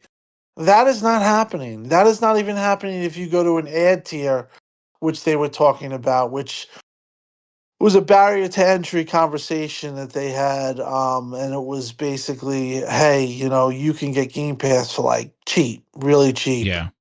And I think the other but you have these, you know, minute to 3 minutes of ads, like I think you're right. I think that's the next thing that's coming. I think this whole ad and AI ads or all this shit, whatever's coming, I think that's another way they're going to try to get more money out of this subscription thing. But you know, the other thing that I think didn't come up, and I'll have this chart up here that somebody put up there from Circana, is the whole purchasing thing. Like, I think, like you said, you had no problem buying games, but I think in general, people were so used to Game Pass and having those games, and I say the worst feeling in the world is if you buy a game and then the next month or two it's in Game Pass, you're like, and you never got around to it, you're like, oh shit, like I wasted money. So like what people do is kind of hold off, and you could see from this chart, like, you know, I think the problem too is that this third party, and this is when people say console sales don't matter, and this is when I say like they don't really invest in their console to move the console. Your install base is so low, but then these companies, the Dragon Balls, the Metaphors, the Space Marines, look at where their money is coming from. It's not coming from people buying the games on Xbox. And you're going to have to say, you're going to come back to the OG Xbox that we lived through, Tim, where we were getting games third and fourth months later and stuff like that. Like this is, and I remember the 360 was a huge revolution because their announcements was like, guys, we're getting it GTA the same day as PlayStation, Final Fantasy the same day. It wasn't exclusive. It was like, dude, we're getting it the same day. It was like a miracle. Yeah. And now, I mean, they're going back to original. 100%. Or they're going back to not existing. Oh, not existing. Like, I really don't think. Who's making money on them? They're gonna skip them. I don't understand. I don't know why anybody in that room or that war room that they have. If they're being realistic, I wouldn't fund the next Xbox. I just think that the brand is just destroyed, and they did it to themselves. I mean, there's no likeness to the brand. The brand really has. You look at. I mean, I hate to say it. Phil had a happy birthday tweet. Oh yes, I heard he got a PlayStation and VR too. He said. Yeah, well, there was a happy birthday tweet to Phil, and it was made by a guy in the community, which was nice or whatever. But I look under the comments, and then it was like 80-1. Thanks for putting games on PlayStation, Phil. You really made it like like people mocking him, and then Xbox fans, thanks for killing Xbox. It wasn't I saw that. Meanwhile, he was a hero 5 years ago. He saved you. Now, isn't it crazy? Because I always go back to the old interviews, Tim, and go back and I see them, and they're like, Phil saved Xbox. He saved us. What a great guy he did. And now it's like, you killed Xbox. You like it's just like Matrix better than you. Yeah, it's crazy. They have turned on him. And then listen. I mean, he's done. Listen. Again, I think you brought it up. Just the whole exclusivity thing is just, if you're at that point where you're going to do that, you either just come out and you just say, we're going third party, because being in the middle is going to just cause a lot of unrest, and it's hurting the brand. But overall, I don't think there's ever been something where there wasn't like an exclusive. Like, it's like, to me, it's like McDonald's saying, hey, we got a Whopper. And then Burger King, like, no, we don't have a Big Mac. They just have our Whopper. It doesn't make any sense. You know what I mean? Even though they could have made money selling Whoppers to McDonald's, you're just hurting yourself. So, I really believe in exclusivity. I think it's I agree. Exclusives always matter. A selling point to everything, and not just games. To me, like.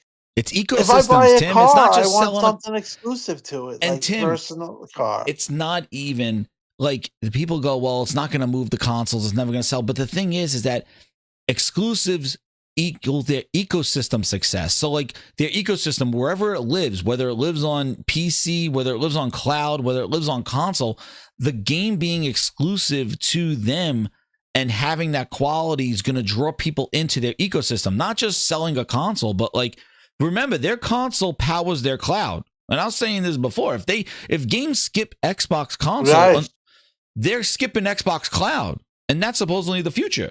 So the cloud unfortunately hurt them too. That's another failed proposition too. That cloud, now it's AI now. Satya moved on. Yeah, I mean, he was sold on the cloud, and the cloud is not doing the numbers that they projected. No. I mean, the thing is that Phil in 2017, I talked about this. He made a lot of changes financially to the budgets. Like he cut Europe's advertising, which at the time, it might have helped. You might have got some short-term games. Man. Long-term losses. It's like 12-1 now. Just like this, Europe. Tim. I think here.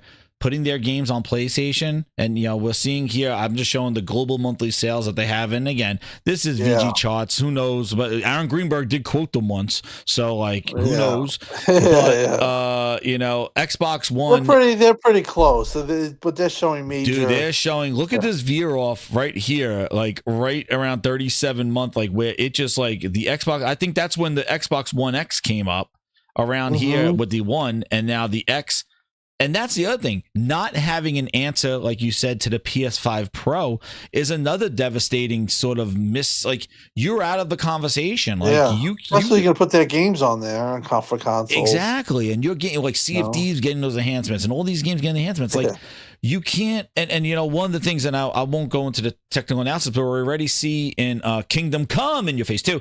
Kingdom Come 2, you're already seeing how it's running the same resolution as the Xbox Series X and the PS5, but the PS5 Pro is running it at 60 frames, where the other two are running the same resolution at 30 frames. And if that happens with GTA 6, it's going to be a major issue. I said this Pro, people like, I don't want it right now. I don't need it. But you want to know what is going to be the thorn in the side of the doubters of it, because every game that's going to come out is going to have that Pro mode or that Pro feature. And compared and irrelevant to the other consoles, Xbox is going to be sitting there with the weakest one in the S, and they're going to be sitting there with the X, which never really showed its true potential anyway. Not even for Microsoft's first-party games. Halo had ray tracing. They had Ray Charles ray tracing in Halo Infinite. Goddamn, they added Halo's ray trace shadows in the PC version a year later. Like, they didn't even use their own games to support their hardware. Like, not even a 60 frames per second mode in Hellblade 2, like on the Series X. And then you have Cerny saying, I mandate 60 frames per second. Dude, on our Cerny is a friggin' like, the thing is, I mean, he just gets it. I know.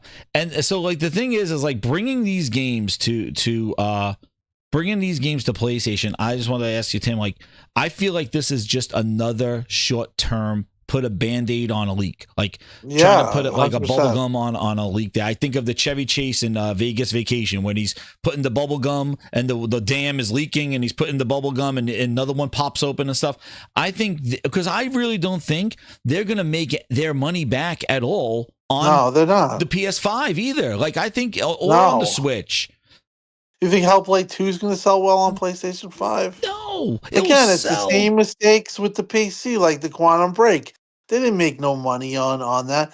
The money that they're making is such a detriment to hit the brand staking. It's not worth it. It's maybe not. If they had all games like Call of Duty, like these huge games that cost $700 million to make. I mean, Indiana Jones. You look at that game. That game is a loser as far Tim, as you saw it's the a great email, game, but right? it's About the money. They thought they were going to offset putting it on PlayStation and make $10 million back on sales on Starfield and Indiana Jones by putting it in Game Pass and selling it. And they thought $10 million. You know, they didn't even say, I mean, I mean, how many copies has Starfield really sold? Would you say maybe 8 million? It's sold more than Indiana Jones. You know, and then you got games like 300,000 on launch. Indiana Jones and capped at 12,000. That's it. That game, I thought it would have been 1 million concurrent plays just on Steam.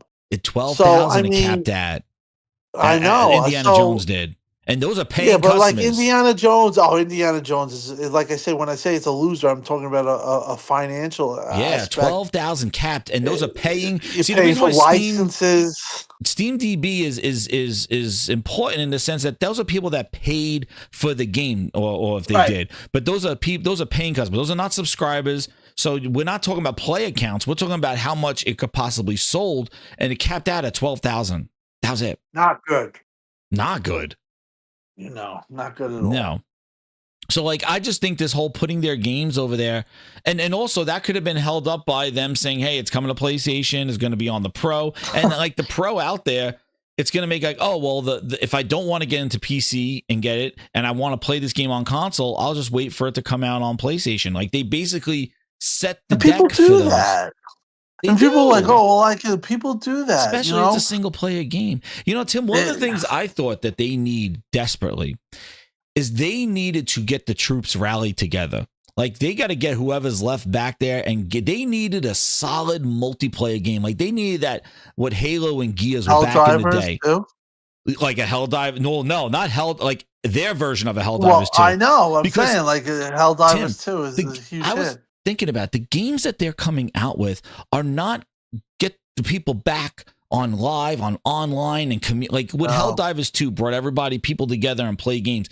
Microsoft needs that stuff back to to do something to their ecosystem, because nobody's going to get around the fire and for Avowed. Like, it's going to come and go. And these single player kind of come and go games for Microsoft, they need that law to Game Pass, because they talk about games everywhere, right? And this is what I wanted to ask you, play wherever you want. But the problem is, Microsoft, you're not making the games that people want to play when they're away from their console. Right. You got to make that game that gives you that hook. That's like, dude, everybody's getting online tonight and running a Helldivers too. Like, I got to be there. That whole, I'm missing out by not being there. Those are the people that are going to jump on their portable device, to bring their laptop and do that. But you're not making those kind of games. That's the kind of games that they need to be putting in their service to foster this play anywhere stuff, because I feel like there's no FOMO. If Indiana Jones comes and goes, everybody's like, oh, okay, yeah, whatever. I missed it. I'll get it later. Like, there's no, I remember when Helldivers. The only thing that could probably get Xbox back is exclusives. Exclusives, like an exclusive hardcore multiplayer. Like if they had an like, exclusive Fortnite, like. Yeah. I don't know. They got them such in a pretzel at this point that I don't think there's any saving them. I don't think that they're gonna. Shit. I think this portable stuff. And then they say Xbox is everywhere. If you're gonna really say that and mean it, that means you have to have your whole library on the go. And they're not. They're talking about it, but they've been talking about it for 3 years. They're not going to get it done anytime soon. How are they going to be? Tim, that's a great. I've definitely brought that up so many times. Like, I think it's disingenuous that they say everything's an Xbox when you have a library of 800 games and you can only play 50 of them on on a PC. It's like, no, that's not an Xbox. Like, what are you talking about? You can't even play my whole library. And I always think too, the other issue is that they had that whole backwards compatibility venture. People were buying 360 games and all that other. Are those coming with you too? Listen, you look at. Come with you? No, I don't know what they're not in Game Pass. No, they don't come. They say, oh, it's going to happen. Ronald says it's going to happen, or they talk about it. But then again, it's just such a long time. It takes. Well, you heard his quote. People right? forget about it. It's like they need a short-term solution to get people back to Xbox. I mean, I don't know. They're just, like I said, they're in a spot where I don't think they're ever going to recover. I don't know why. They really should. This stupid handheld. I mean, is it really going to be good? I have again, if they were going into it maybe just against Steam, but they're going into it against Switch.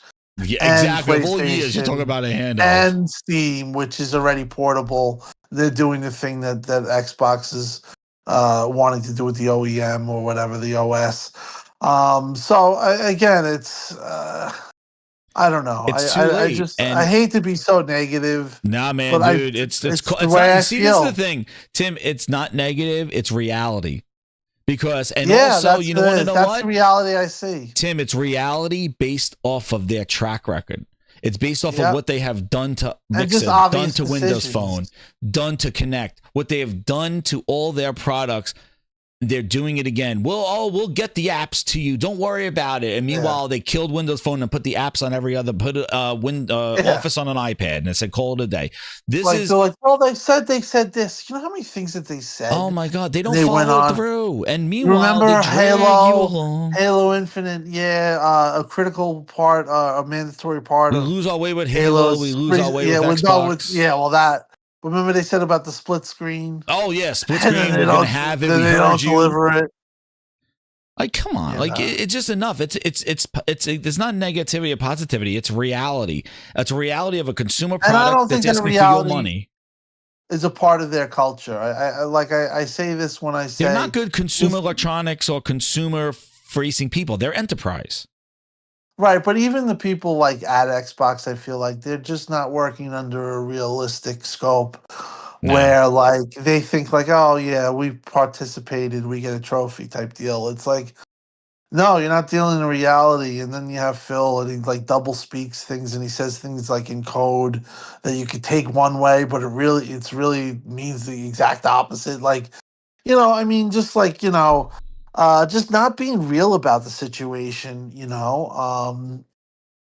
don't know. They're just, again, they're in a situation where I think by 2027, I don't even know. I don't even know by the end of this year if all these rumored things are true, if this is coming. Yeah. Like, if it's all 25. It's coming. And then the other thing, Tim. I know it's around 9:30, but I wanted to get your opinion on this go on a little bit more. developer direct, right?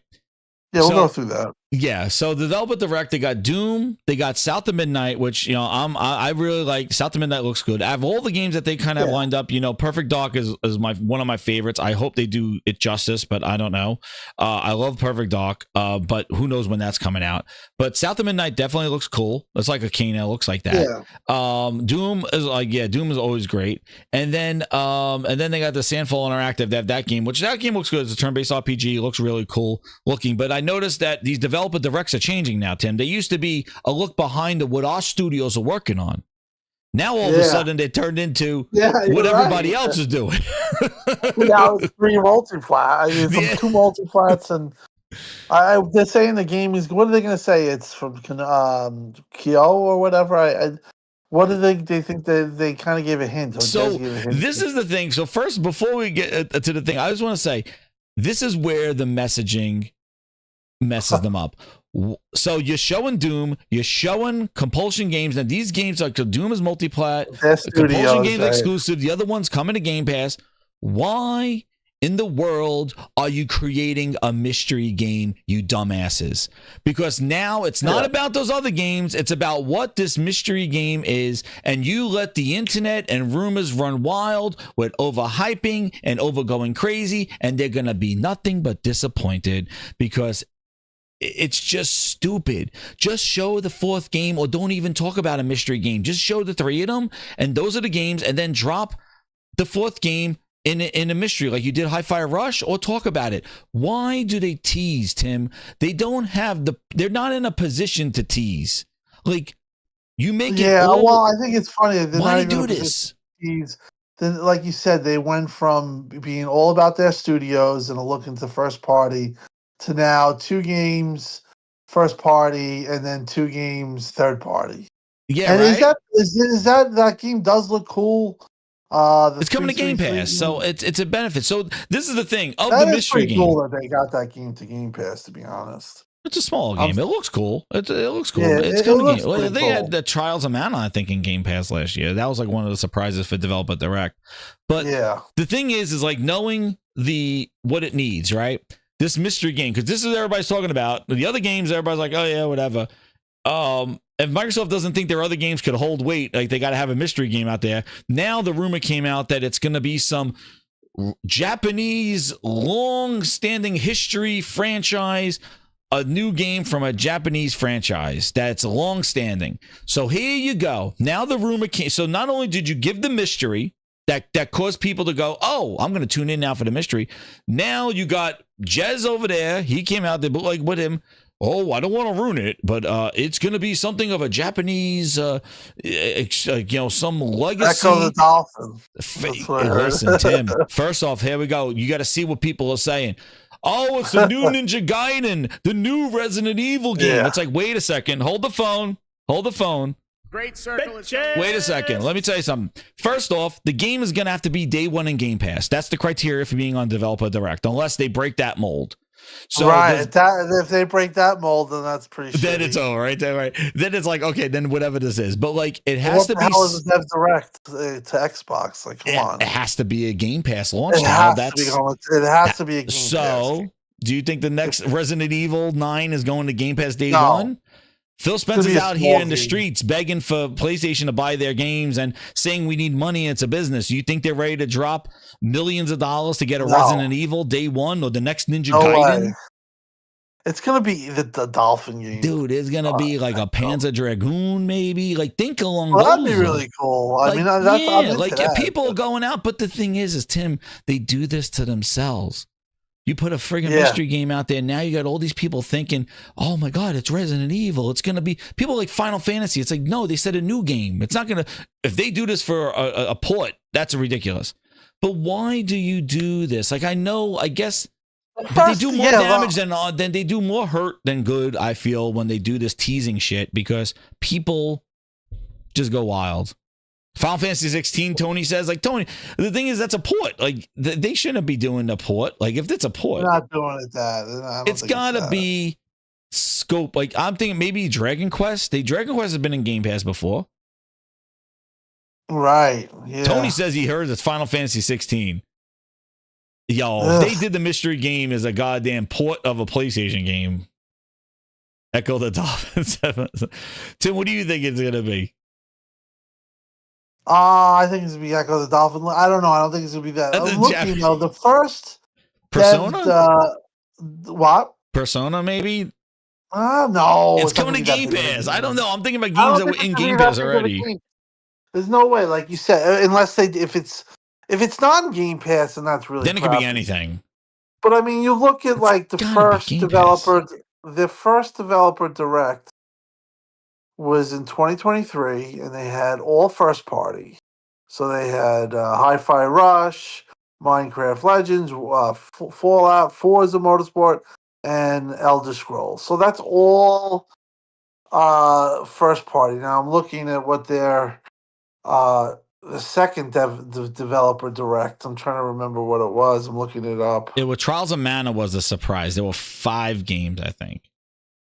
Right. Okay. And now The they're saying Trials of there's a Mana space there to come- maybe a 5th game in this one. Yeah, I don't know. So Tony's saying that he thinks the Final Fantasy 16 is going to be a stealth drop, and they did that with Pixel Collection. I don't know. Tony Tonebridge, friend of the channel. I don't know. I just think, like, why would they do a PlayStation port as like a surprise, like a developer direct? Like, what are they gonna say? Like, oh, we took advantage of the Series S and Final Fantasy 16. You know what? Visions of Mana, I don't think was a Game Pass game. I think it was. Visions of Mana wasn't. No. So we might get a game that's freaking not even a Game Pass. Yo, so maybe Tony is right. Maybe it is a Final Fantasy 16. Is a game not in Game Pass? I mean, it could be something. If it's not going to be Game Pass, it could be. Then it opens it up. So I don't know. Final Fantasy 16. I can't imagine people like. Oh man, I guess that is a waste of space, dude. If they are. Secret of Mana wasn't in there. So wait, Michael, was last year's game Trials and like no Visions of Mana wasn't a Game Pass? I thought it was a Game Pass game. No, it wasn't. A lot of people so said Tony it was. says I don't think it'll be in Game Pass either. So oh man, there wasn't even on a developer direct for. What is the why? Yeah, that's a pretty last shitty year we had a bunch developer of direct. developers doing cartwheels and Sue on the scooter and then playing games. Remember, it was almost like a recruitment video, Tim, for like people to work at Microsoft. Now they don't want to work there. It was like a recruitment video. They had a dude in cartwheel. They had a lady Sue on the scooter. They had people playing games in the break room. Like it looked like a recruitment video. Like, hey, you don't do shit here. Yeah, that's what I'm hoping they do that again this year. I need more music content. I need some more foolery going on at Xbox Studios that they drink coffee at break rooms. I mean, I wonder really what comes out this year for Xbox. I don't know if Fable's going to make it. But they do have I'm surprised this direct isn't as, I'm surprised that they don't have like Fable, Perfect Dark, or Perfect Dark. What was the other one? Clockwork Revolution. Clockwork. That looked pretty cool. Yeah, that one looked pretty cool. That's probably no State of Decay 3. Nothing from what was the other games they announced? Oh, forget about it. Contraband. Forget about that. I'm not gonna have anything. Yeah, that game's done. That's never made. Cooked. I mean, that's showing these type of games in 2020. I mean, I'm surprised Avowed wasn't in there to fill in a space because I thought they would just double down on Avowed since it's coming out in February, unless they do some other video for it in February. Are you looking forward to Avowed? I don't know. I really liked Oblivion and things like that. I think Obsidian makes good games. I just don't know. I don't know. The combat looked a little janky. It looked a little off. I think that the visuals look good, like the photo, like the I think the it's areas look good. interesting graphics. I just can't believe that they got them coming out with Obsidian, coming out with that and Outer Worlds 2. And Outer Worlds 2 is not on here either, which was slated for this year. Yeah. Well, I think Avowed also will come to PlayStation at the end of the year, or probably 6 months. Oof. Yeah, but like you think the unless- Dev Direct they would have Avowed and Outer Worlds too, because usually the Dev Direct is like the lineup of like, hey, here are the games that are coming year. Oh, that's the way it for was that it used to year. be. But now it's changing. So, So Avowed was like I said, announced they're last supposed to have this killer year. I'm surprised that they didn't have Fable. Fable would have dude, been a that's- huge game, but I think we might I get guess a Fable. what is it? The 23rd? Yeah, 23rd. And also another weird 11 Eastern Standard Time, Tim. 11 Eastern. Yeah, not Goddamn. exactly prime time, right? Dude, this is not no 5 o'clock Eastern Standard Time. This is 10 a.m. Yeah. Pacific, 11 Eastern. Like, oof. At least make it around Weird. 3 or 4 o'clock. They made it before lunchtime. Yeah. Like, this is like, that's like, Sony does their state of plays. It's like, 4 o'clock, 3 o'clock, Yeah. 5, like Eastern Standard Time. Like, they make it at least like, 12:30. yeah, they do it like end of the day or Five, like afternoon. yeah. Microsoft's doing this 11 p.m. 11 a.m. Was it 11? Yeah, it's 10. Yeah, wait a second. Oh, no, I'm sorry. It's 1 p.m. I the way they have it written there, it looked like 11. No, it's 1 p.m. Eastern Standard Time. So not too okay. bad, I guess. 1. Yeah. One. And the 23rd is what? Is UK. that 8 p.m. in UK. a Thursday? 1 p.m. on a Thursday. That's next week, right? So that gives Phil time to close some studios on Friday. Oh, shit.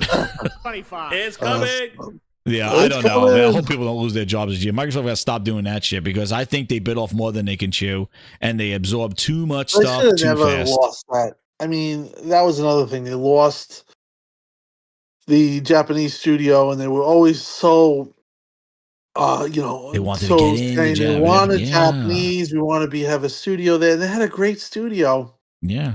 And They let it go, and then somebody else picks it up. Tim, yeah, they showed up with a sequel. They're like, hey, Hi-Fi Rush 2. The first one did well, and then Tim's like, yeah, you're fired. And we're shutting you down. It's like, what? And then meanwhile, they took their vision and went somewhere else, and now they're testing the game on PlayStation. Like, it is just the cluelessness of them. Like, they showed the booth, and the booth was like sitting there, and it's like, oh my God, they're running it on PlayStations now. It's like, Microsoft, you dumbasses. How did you let that go? Like, it was like one of the first quality games that just launched with no qualms, no wasaris, no I should have learned, nothing. You know what? To think they got an 89 Metacritic. They did a day and date a shadow drop. You would think that they would give them a little bit of rope.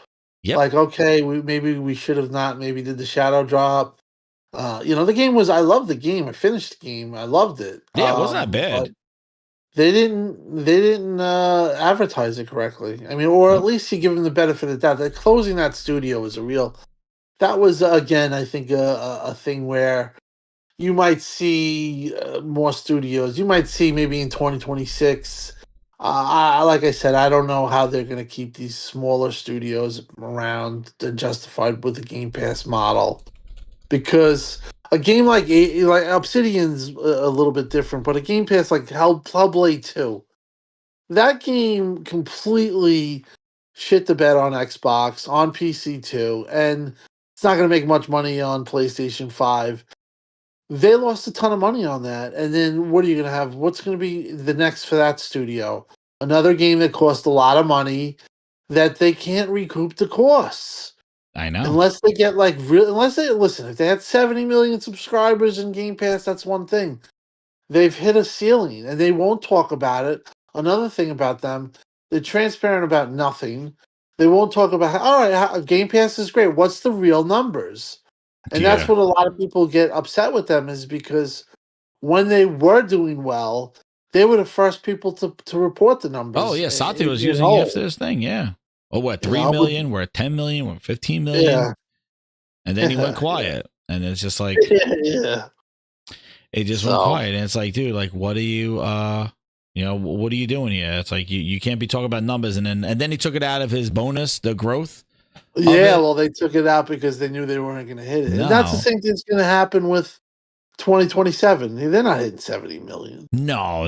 And then they say things like, we want to reach 2 billion gamers. You're not in no position to say that. You're not Apple. You're not, and you got to release content. You don't have an reach them iPhone. Gamers. They're reaching them by like just being there, but are people using you? Like I said, you could put a store on every corner of the street. If you're not selling any product, it doesn't matter how many stores you have.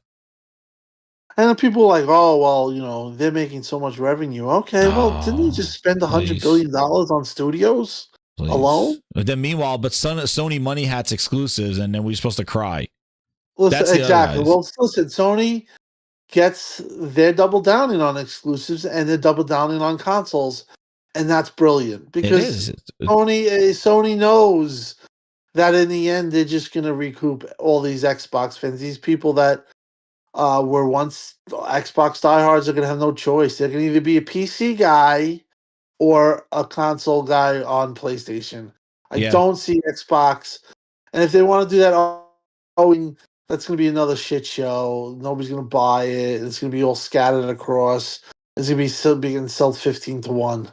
It being 5-1, and you're right. Their whole I remember when cloud was supposed to be their global implementation. Yeah. Like they're not selling globally, so they're going to use cloud to offset the people can't buy consoles, and that hasn't panned out at all either. And and they could lie about these numbers all they want, saying, "Oh, we got the most console players we've ever seen." I'm like, "Oh, whatever you're talking, yeah, I'm sure you do." Yeah, I don't know what you're counting. 360s in a recycled 360. He's counting Red Ring or Death 360s. He's going back that far. He's like, "Yeah, we got the Red Rings still going." Tim, I have no clue where they're going. I feel like they are a company of. They don't want to wait. They just want to get these quick wins, and I think they know by putting this stuff on PlayStation and Switch too. I really don't think that that's going to solve their problems. They spent too much money too fast. Right. They bought a whole bunch of IP that they don't know what to do with it. And honestly, you look at these games on Dev Direct, like, are these the games that people gonna play? They'll reach 2 billion gamers. Like Doom, maybe plays a lot of people play it, but like it is the third version of it, so we'll see. But like these other games, like I said, Starfield and Call of Duty. Starfield was probably the biggest game that they could have leveraged to try to get some numbers. And if that didn't pan out, which it didn't, because I think after Starfield, Satya's like, yeah, exclusives, we're done. Well, that was exactly. Get the glass. Get the frosted glass. We're ready to go. We spent this much money, and this is supposedly that was the last straw. I think Starfield, and even I think Redfall was the start of it, and Starfield was the death of it. I was like, yeah, we're done. 100. Still, let's just say. Were you on any interaction with anybody there during that Redfall shit? Just get some insider scoops. How bad that thing was. That the team, the first week, the team was like ready to quit, and Phil kind of said, let's just push it through. But in the end, that didn't last. I mean, I paid for that pack that never came out. Oh, you got refunded though. You better refund you the bite ass. I don't even know if I got. I don't even. They should have refunded you because it never came out.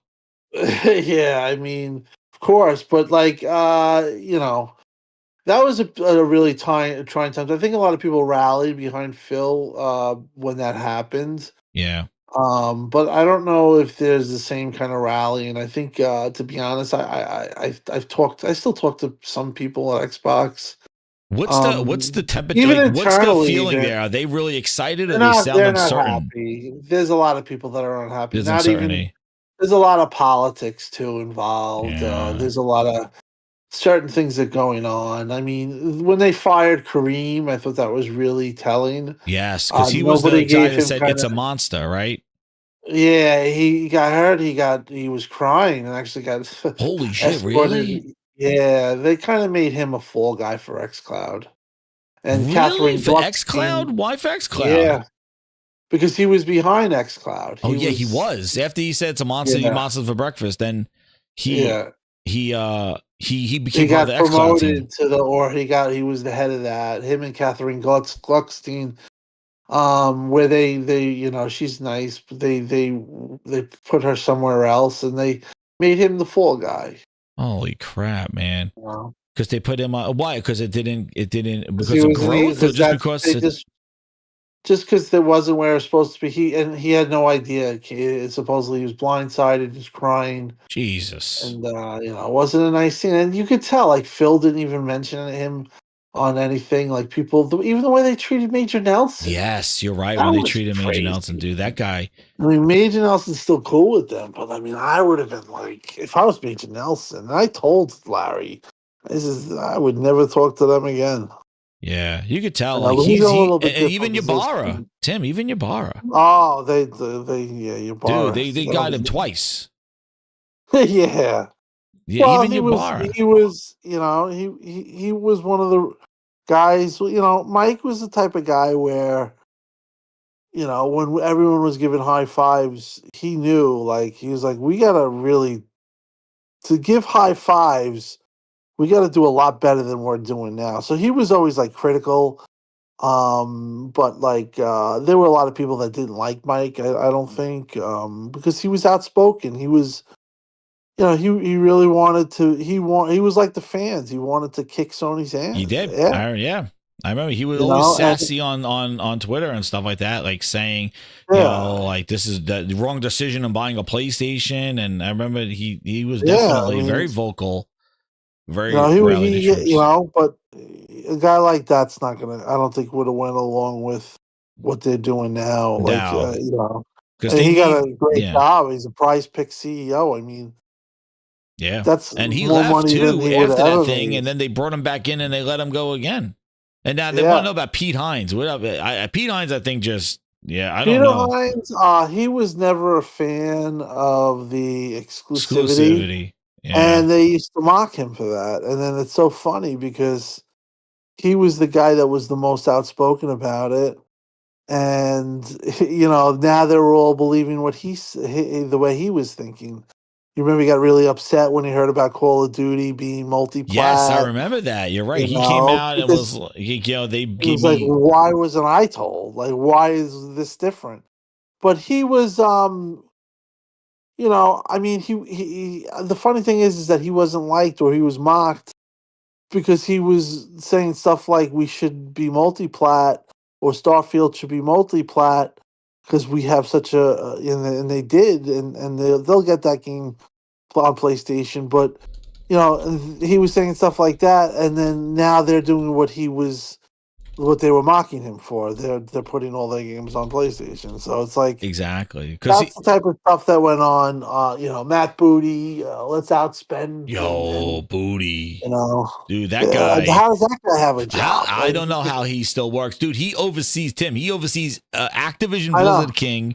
He oversees all of the ZeniMax and the Xbox Studios. How can that guy know what the hell's going on? I know. I mean, for a guy to have the whole thing with the Halo 2, let's be honest, that being shown at that show was a utter disaster. Craig? Jesus. Craig. I mean, that should have never been it should have never been. They should have been much more aware where they were like, hey, let's put this on the burner. And again, it was a bunch of contractors they hired. And the reason why the multiplayer and that whole thing died out too was because when I heard when the game released, all the contractors left, and there was left with the skeleton crew, and then they have to have these seasons, and that's why they said the lone wolf.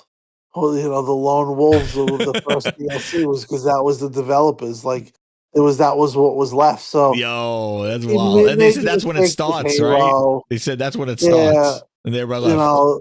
Exactly. I mean, Halo, they kind of recovered, but I thought the campaign was all right, but they screwed up they had a real chance to be really big. And no campaign content. They did nothing for Chief Story.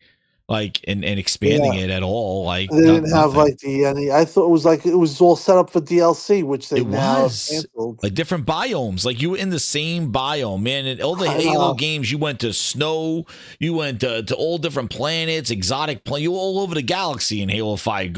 He was chasing you all over. You're on spaceships and stuff. This game, you stayed in the same biome of a Halo ring. You didn't go to any other parts of it or anything like that. They screwed up Halo. Halo pissed me off, and even the way, and I don't get into the whole thing, but the story, the way they just kind of shitted on the whole Halo Guardians, and Cortana is now better now. Are you kidding me? It was like the big fight that you're supposed to have, and they basically just had it in a cutscene talking about it. Yeah. Like how she attacked the base, the UNSC base. Right. I'm she went rogue. She went rogue, and then all of a sudden, with Atriot was like he was going to do something, and she stopped him, and everybody loved her again. He was awesome, I thought. It would have been great. It would have been because you had the prophets, and then you're like, okay, now you got this big ass baddie, leader of the brutes. Now you go fight him, and how do they leave Halo as where it is now, where it was horrible? Like you didn't advance the DLC. It was supposed to be a sandbox. They called it. It was a sandbox with no sand. And then we got my favorite, Fernando, the guy with no name. They named him Fernando at the end after he drove you all over the place. They said, my name's Fernando. Oh my God, friggin' Alba of Fernando. Grinders, we are 2 people away from 3,000 subs. Can we do it with Timdog? Come on, get 2. 2 subs for 3,000 live. Come on. 25. It's coming. Even if you sub and you leave like Lancer, I don't know. But anyway, somebody, 2 people. We got 2 grinders, and we could do it live with Timdog. Now we're going to close the show. Shut it down. But yeah, man, that Halo stuff. But like I was saying, the Halo, even with Gears 5, the open world, and it's Kate's story now, and like they're going back to E-Day. I'm like, thank God, because nobody really cared about what goes on in Gears 6. I think that's going to be on PlayStation Day 1. Oh, I know, that's what he said. Man, and if they do the Marcus Phoenix collection. So the other rumor that somebody was saying was that if they do the collection of Gears Ultimate and the multiplayer, then basically they're not going to have multiplayer in it. It'll just be Gears 1, 2, and 3, and it won't have multiplayer. Sort of like what Uncharted collection did. And that might release like a Marcus Phoenix collection campaign, which I will play again. And if they put it on the Pro, all I think about is the Lancer with the DualSense. Tim, that DualSense. Oh, yeah. It was a gimmick. People were saying, I don't remember if you were saying it, but if you remember, nobody thought they were going to use it. Everybody thought that it was going to be like a Kinect. Like nobody's going to use it. Yeah, I know.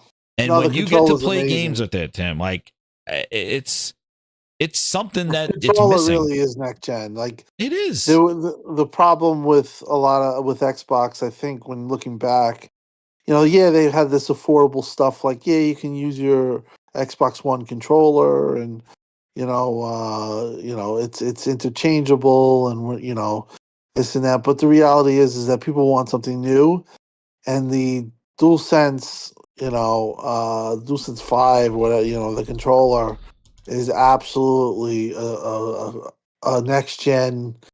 It's basically a differentiator from Xbox, and that was the first thing I really noticed. Like when I play NBA 2K5, it's just awesome, and like the controller is part of the.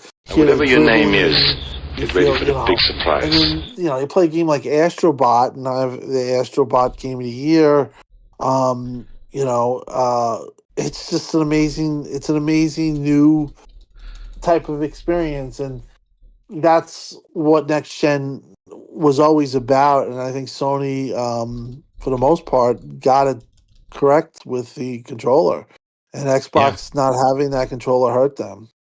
I know, and just having a small refined controller and not and now they're supposedly having the control come later, but again, now you run into the issue is like, well, what games support it? What games are we doing? Like, and it's sort of like you ran into the problem that you try to avoid with Kinect, where you have it every day one, everybody's using your controller, but you come out with a controller halfway through this generation or now, nobody. Maybe that's the next generation if they do the 2026. Maybe I think the 2026 is in play for 2 reasons. One of the reasons is that they know that they can't compete with Sony, so maybe they get a little bit of a head start. And I heard a little bit. I remember hearing rumors. I remember there was obviously the latest rumor, but there was also the guy that looks into the chips, and he said 2026 with AMD. So I think it's possible. One of the last conversations I had with Phil was he said that the next generation is going to be more about innovation versus power. It's not going to be like previous generation T-flops and all this other stuff. It's going to be about innovation, which makes me think maybe a hybrid. Mm-hmm. But like I say that, but then again, I just think like if you're really somebody at Microsoft or somebody that's like forecasting, I would just say, why would you put R&D and all this into this for a console where we just lost another 10% share, and in over 10 years we've lost this amount of people. Where they once were at 100 million, they probably now are at what overall 30 million, 40 million. Yeah, that's what it maybe, said. per According console? to that chart, like they are selling on less. track for they're selling less than the other one. So like again, this is Right. from VG charts. They look like they're on. I mean, they hit a wall way too early. Yeah, because you look at this, like they are looking like they are around a little over 30 million now that they're saying. So you can't imagine that they're going, like right now at this time they would be around 36 million. So what the tweet says is that they are about they are about almost 4.86 million units behind the Xbox One. So not good. So you're right. Like, and I think that around what's going to happen with the Xbox is that I think it's just going to be sort of like, and one of the big things that Jason Ronald was saying was that like they all want to bring the best of Xbox to PC. It's not the other way around. They're not bringing PC features to Xbox. They are trying they're trying to do the other way. They want everybody to go to the right, like get to the PC. They're making it easier to leave. Actively advertising PC over Xbox. Exactly. They want people to go that way. So like, why would you invest in unique hardware? Then you get devs. No, I think what they're going to do is they're going to create basically an Xbox certified kind of, the app runs on this and it's going to run, and they're going to be a Windows. Yeah. It's going to be like a Steam machine, but running Windows machine. And they're just going to make everybody else do it, just like with the VR. You think they're pissed off when Satya just said, hey, you know what? We're not doing mixed reality anymore. Pull it from Windows 11 update. Another thing that they've done that they pulled. Who lost out on the hardware? Microsoft? Nope. Well, they lost off on HoloLens, but they made Samsung, Asus, HP. They make them all make headsets. Yep. And those people are the ones who took this hardware hit. Microsoft didn't they lost money in HoloLens, but HoloLens really wasn't like a consumer product. Whereas the other one was in the Windows store, the Microsoft store when they had them, the Samsung headset, the Legion headset. So I think what they're going to do is basically license. My fear, and this is where I think Xbox is going to be like you said, 2026, 2027. I think Xbox is going to be a vestigial app on Windows, like Groove Music. Like it's just going to be a thing. Third party, if you want to subscribe to Game Pass, and it's there, and it's going to be some app on Windows. And I think they're really going to go balls to the wall with Windows 12 and integration of Xbox into Windows 12 as the big push. And that's going to be the last time Xbox. That's it. That's your Xbox. Windows 12 is Xbox certified. So all these OEMs, everybody making all these different form factor laptops and mini PCs and portable PCs, you're Xbox certified, and that's it. And they'll keep a series console, and maybe they make one more reference device. But I think that's it. And they basically just kind of just throw it into Windows graveyard with all the other apps and legacy things that we see, Microsoft Paint and Notepad and old versions of OneNote and Groove Music and all this shit. Like it just, and then Xbox just becomes a part of Windows, and that's where it goes. And until they stop supporting it, and it's a sad story because they spent 25 years, over 20 years of stuff building this community on games, on culture, on online gaming, and they just did a lot to of kind of things just first. piss off everybody and not really do it respectfully. They didn't finish the fight. They didn't finish the fight. And what's funny is they had that line, Tim, where the Rocky was like, it's not about how hard you get hit, it's about how hard you get hit and you step up. That's how winning is done, or something like that. And it's like, yeah, So you got knocked out, but why would you stand up again if you're not going to throw punches? Yeah, exactly. You know what I mean? They knocked you out and you stood back up going, yeah, I got hit. Now I'm up again. But you're not throwing punches. You're getting knocked down again.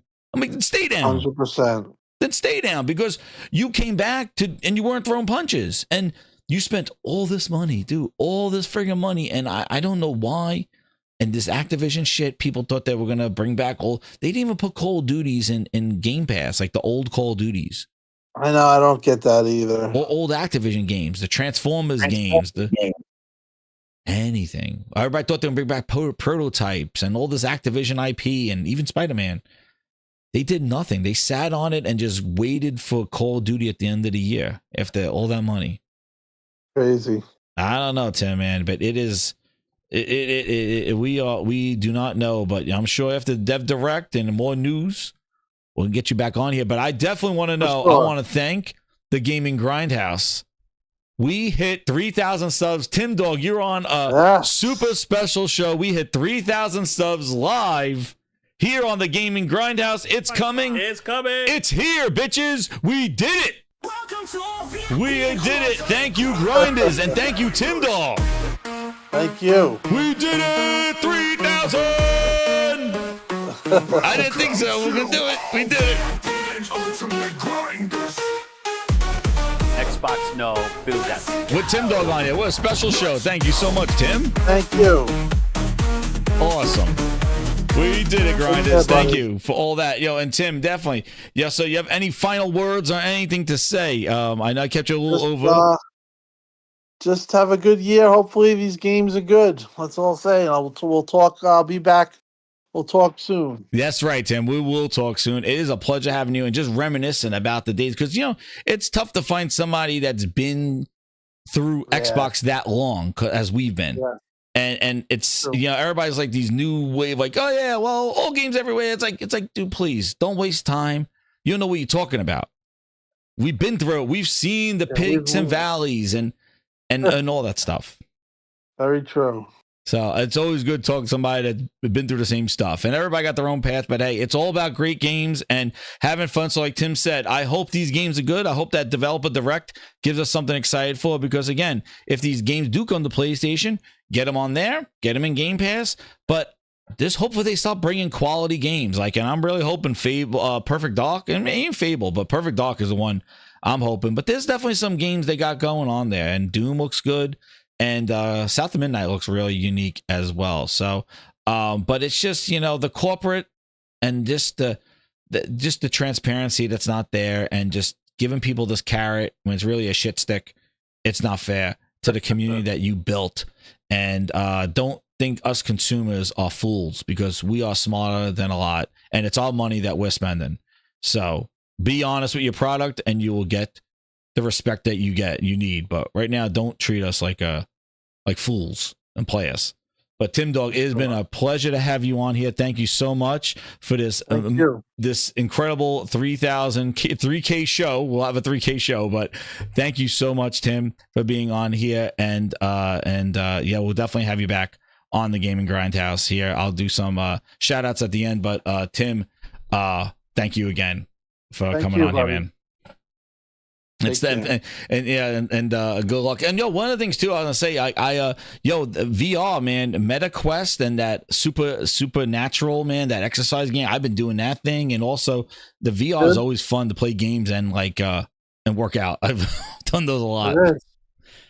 I got the PSVR. I played it a couple of times. It's definitely cool. You got to watch. Some games get you a little. Dude, I did that VR kayaking game, man. I almost threw up all over my keyboard. I did a podcast after I did the VR kayaking, and I was like, I did not feel good. Some of those games. But shout out to you, Tim. Thanks again. Brother. Hey, you got Game Online too. You got to do some Helldivers. For sure. All right, man. Talk to you later. Thank you. Hey, Grinders, we did it. 3K. Thank you again to Timdog for coming on to the Gaming Grindhouse, and we hit 3K live. I didn't think we were going to do it live, but we did it live. That's right. We did it. Oh, my goodness. Xbox no, feel this. Well, the 3K show. Yes, we will be doing a 3K show now. I got to be doing a 3K show, but it is awesome. We got through all the topics there. And let me see if there's any questions. I put up questions before on this thing. Yeah, Josh, the kayak VR, it's incredible looking. I even played it because it was pro enhanced, right? But my God, that game, for some reason, when I get out of it, and I don't get seasick, but man, I don't know what it was. Live is better, that's right. And it was awesome to have Timdog on and reminiscent talking about Xbox. We could see like a lot of this stuff, man. Hey, I'm telling you, like what Tim was saying, when it comes to Halo, Forza, Gears, and those games get announced, and I really don't think that. Oh, and that was a question I forgot to ask Tim, was like, who do you think's gonna like break the news of that stuff? I really think the studios will. I think Halo Studios will announce Master Chief Collection coming. I don't think it's going to be Phil. I don't think it's going to be this. But another thing that I noticed too, just to kind of recap some stuff, like I saw that Phil is going to be on Dusty Bin's show. He's going to be on Dusty's show. I think his first show there. And then I just saw that he's going to be on the anniversary of Game Attack Radio with Paris and stuff. So Phil's getting ready for the end of the January Phil Ness tour. And then there's also a rumor that there's going to be a State of Play at the end of this month. And then the Switch 2 may get announced later this week. So I think we're going to be in for a very, very hefty, exciting January. Toolman, yo. The walls are coming down, the Halo announcement, Toolman. The walls, yo, I'm gonna feel dirty. And thank you, member of 21 months. JC said great show tonight. Timdog, definitely check out Uncharted franchise. Yeah, man, I'm telling you, when I played Uncharted, when I got my PlayStation 4, man, and did it, woo-wee, I stood up there, standing ovation. After that mission with the when I'm on the truck. But man, I'm telling you. Yeah, he's doing his Phil Ness tour. Xbox, no. So Phil's doing his Phil Ness tour at the end of this month.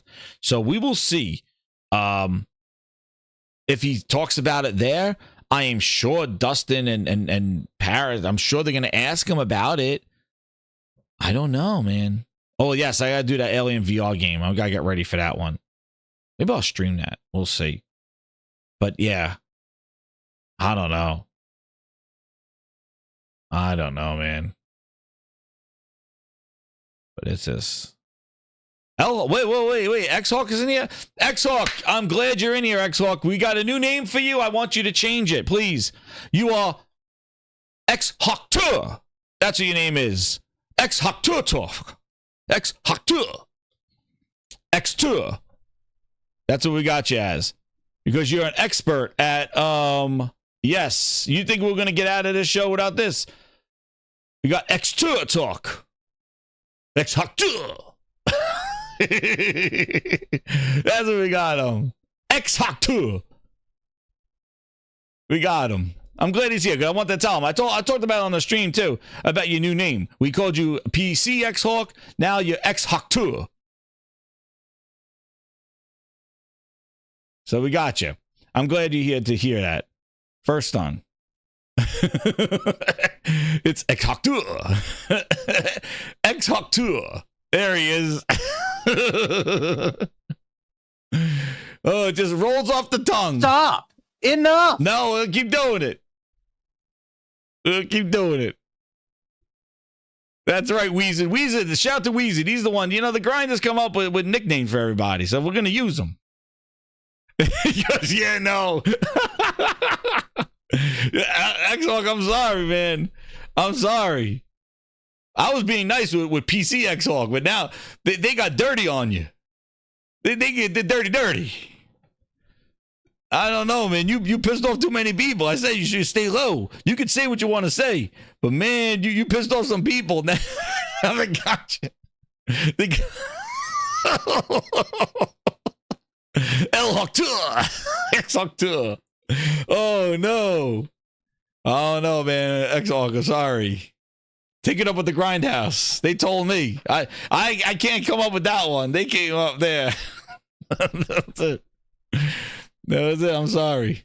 You pissed them off. You shook him up there, Weezed, see? That's right. You shook him up too much. Don't shake him up. But man, yo, incredible show. Shout out to over 300 people in here. Oh shit, he's leaving. No, X-Hawk. X-Hawk 2, come back. Spin on that thing. Oh shit. Oh. If we're an Xbox customer, the thing I want you to know is this is about delivering great exclusive games for you that ship on platforms where Game Pass exists. And that's our goal. That's why we're doing this. That's the root of this partnership that we're building. And the oh man, Phil Ness. Oh no, we suck again. Xbox, no, PHILUTE. Gaming. Well, oh man, well, Grinders, we had an awesome show tonight. Over 300 people. Yeah, hit that like button. We hit 3,000 live. So shout out to everybody coming through. Hit that subscribe button. All the VIPs, shout out to all the VIPs that are added. We had a whole bunch of VIPs tonight. We had the train coming with Steven Leone with 20. We had Baldante with 20. Ron M with 10. Manios. We're working on that new emoji. We dropped a little bit during the holidays, but I know what it is. But let's get back up there. Let's get that the other emoji in there. Uh-oh, True Virgil, he's getting on spinning that thing. Oh, shit. Oh, man, True Virgil. Not like this. Not like this. And Danelle with his membership and Cosmic Heroes Super Chat and JC. Yo, thank you again for all coming through. And for all the new subs, thank you again. You're going to like it here. Hit that notification button. There you go. Thank you for the likes, True Virgil. See, we're all good here. True Virgil, good friends. X-Hawk Tour, he left. But yeah, we're all good. We're all good. Shout out to everybody in the chat. Crooked, Impatient, Toolman, Craven, and Michael Meridian, Weezed, Ron M in the house. Awesome. Yo, we had a great stream on Friday. Yo, I'll tell you something. After that stream, dude, I had the worst stomach virus. I was out the rest of the weekend, man. That night, I felt a little queasy after that. I thought it was just because we were playing, like, you know, I was just like into the game. No, man, I got that stomach flu. So be safe out there. Watch out for that stomach bug. We had it over the weekend. It was not fun. Not fun. I'm still getting over it now. Ugh. But powered through. And also, anybody in California, please stay safe with the wildfires. I saw Thrash in here, man. Thrash, stay safe. And everybody out in California, that shit's horrible out there. So hopefully, and, you know, everybody's safe out there. And, yeah, man, oof, rough. It's, I hope they contain that shit out there. But thank you again for all coming through. Yeah, Nick is going laughing. Josh, thanks again coming through. And yeah, the support. Yeah, you guys are great. I realize what an awesome community we built here, and it's just fun. And I'm glad I have fun with a bunch of cool people, and it's fun and it's all great. And more stuff coming your way. More music, more clips and streams and memes. 25. it's coming. It's all coming, baby. And the Grindhouse keeps growing. We got 3K. We're going to build. Josh, didn't we get the pool at 2K? I think we're going to build the party room for 3K. We got to build another addendum to the Gaming Grindhouse because we just hit another milestone of 3,000. We're putting on an addendum to the Gaming Grindhouse. We added the pool at 2. We're going to have to add something else now at 3. We got to get Salty out of retirement. That's right. We got to get Salty on here. I want to talk to Salty. Get him out of here. Salty, I've been calling you on the last couple of shows. Let's get Salty back on the podcast so we can just be like, we told you so. I told you so. We did all those podcasts all those years, and it's like, we told you. But definitely, we're going to get some more guests on here. And Timdog, thank you for your time, and thank you for coming on. And hey, it's fun. And yeah, it is what it is, and we'll see where Xbox goes. The only thing you can't say is like Phil Ness, man. Gaming. He keeps it fun with his tours. The hypocrisy of the Phil Ness never ends, and we'll see what they got this year cooking. But hopefully these games come out, and we'll see if they come out. How they're gonna announce the Xbox, the PlayStation stuff. We will see. And then Sony, you know, let's see what they're flexing. And one thing I didn't talk about was like, you know. The thing is, if people are saying Sony's lineup, dude, Sony, the way they're positioned, same thing with Nintendo, dude, is that they could come out and in one day flip the script. They could just come out one day and just be like, yeah, Mario Kart 9, world melts. Done. It's like, oh, Mario Kart 9, holy crap, they're underwater. They got Mario has scuba outfits now. They're in submarines. They're in the air. They go, Mario Kart, we're done. Nintendo. 0 to hero. Boom, done. And the same thing. Sony did the same thing with Astrobot. We didn't even know it existed this time last year. We didn't even know Helldivers 2 was going to be multiplayer game of the year, and look, 70 hours in. This is what the power of IP and quality and content does. And all these studios, all these people out there saying, oh, the industry's changing. You know what? I'm sure it is. But guess what? I got 2 words for you. Not 2 words, 2 items. GTA 6 Great circle is and Switch 2. Great circle is Listen, those 2 games are going to show you that everything has been the same. And if exclusive games of Spider-Man, if God of War, if Astrobot, if those games don't show you that stuff moves consoles, that stuff makes sales, that stuff sells, that stuff gets people excited, that makes people sign up, that makes people play. It's all there. It's just that one brand doesn't have the clout or the content as of now. And that's the problem. We got these lists of games from Microsoft. Are they good? No, they're not. You show me a list. Oh, we got Redfall. We got Starfield. I got quotes from Phil Spencer saying Redfall is going to be a huge game from them. We don't know about their games. Hellblade 2. Listen. Ghost of Yotai, Death Stranding 2, GTA. Nintendo Switch is going to show you how exclusives work. Great circle is They're going to come out, go Switch 2. It's the first console from Nintendo that has backwards compatibility besides their DSs. Right? I think it's the only. Super Nintendo didn't play NES games. 64 didn't play Super Nintendo games. GameCube didn't play 64 games. Wii U played some Wii games, I think. Switch 2 is going to play Switch. You got all that library and better at it. And Mario Kart 9, possibly. Metroid. Get ready how exclusives don't mean anything, please. And consoles are dying, please. GTA is about to show you. That was one thing that I forgot to talk to Tim about, was like, of all the years that you don't bet on your console, you should at least road out some of this Xbox games and move your console. Maybe a bundle. Here at the Game Boy Advance did. I know GameCube. Yeah, we played on GameCube. That's all right. Or they just remade them. But listen, you didn't ride your Xbox console. At least I would have bundled Call of Duty in an Xbox just for one holiday, just to have some consoles out there for getting ready for GTA 6. How do you make your console so irrelevant in a year where there's a possibility that GTA 6 could be played on that platform? I can't believe that they are really diminishing their focus on the console with the biggest console game coming out. It is such a misstep, and like Tim was saying, just a misreading, just miscommunication, just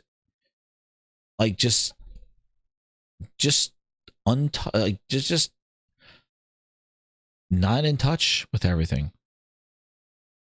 Exactly. And like I said, Nintendo and Sony have that ability to just flip the switch one day. Boom, yeah. Here's what we're doing. Yeah, here's Wolverine. Boom. Whoa, shit. In one day, one show, one thing. Wolverine coming this year. What? And all of a sudden, everything changes. So for everybody out there going, Sony doesn't come out. Listen, last year was a quiet year, and they had a multiplayer game of the year and a game of the year. And we didn't even know about the game of the year. So please, it's January. Worry about if Xbox could deliver, and worry about if Chief is not going otherwhere, because Chief has to stay, man. Because if Chief and Gears go, it is going to be, don't let me say it, let him say it. If Halo and Gears are announced for PlayStation this year or Switch 2, let him say it. It was a disaster, Ryan. It was a train wreck. It was a disaster, Ryan. It was a train wreck. It was a disaster, Ryan. A train wreck. A disaster. But Phil got his tour going at the end of this month, so we will see what happens. Phil the GOAT, please, ladies and gentlemen. 3,000 subs. We did it. It's coming. It's here. Phil Ness GOAT in the house. He's ready. He's ready. But Grinders, incredible show. We didn't hit our goal with the super chats, but we hit it definitely with the members. And since we hit 3,000, I'll play a little song for you. And we'll have Phil take us out with the flute because, hey, it was an epic episode with Timdog in the house. Shout out to Tim. Thank you again. He'll be back. And we hit 3,000 live with all your help. Thank you again, Grinders.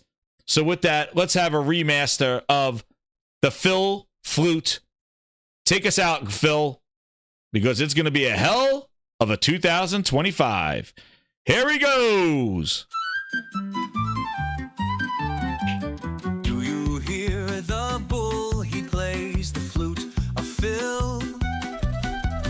Every turn he makes, the melody's a thrill.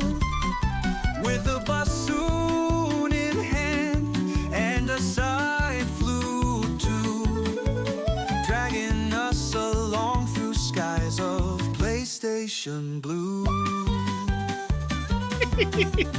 Fields are dancing wild to the sound he makes. Xbox no, Phil des. Well, Echoes through booty ripples in the lakes. Whistles through the trees as Satya begins to sway. Phil's all-consuming tune darkens the day. Xbox no, Phil Oh, des. the flute of Phil, it draws us near. Notes unclear, we all fear. Wandering through the rooftops and fans wide. With Phil's enchanting tune, we glide. Moonlight casts a spell as shadows start to play. Phil's tune whispers secrets of the Milky Way. Stars are winking bright as if in time they move. Underneath the night sky we find our groove.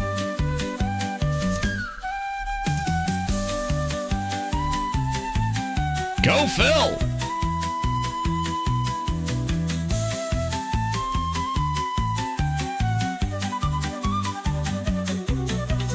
Everywhere we go, the flute it follows still, guiding us through dreams with Phil's messed up skill. Here he comes. Go get him, Phil. Side we have no rhythm and the beat. Go, Phil. Life's a dance with Phil's tune beneath our feet. Oh, the flute of Phil, it draws us near. Notes unclear, we all fear. Wandering through the rooftops and fans wide. With Phil's enchanting tune, we glide. Take off that wig, Phil. We know it's you.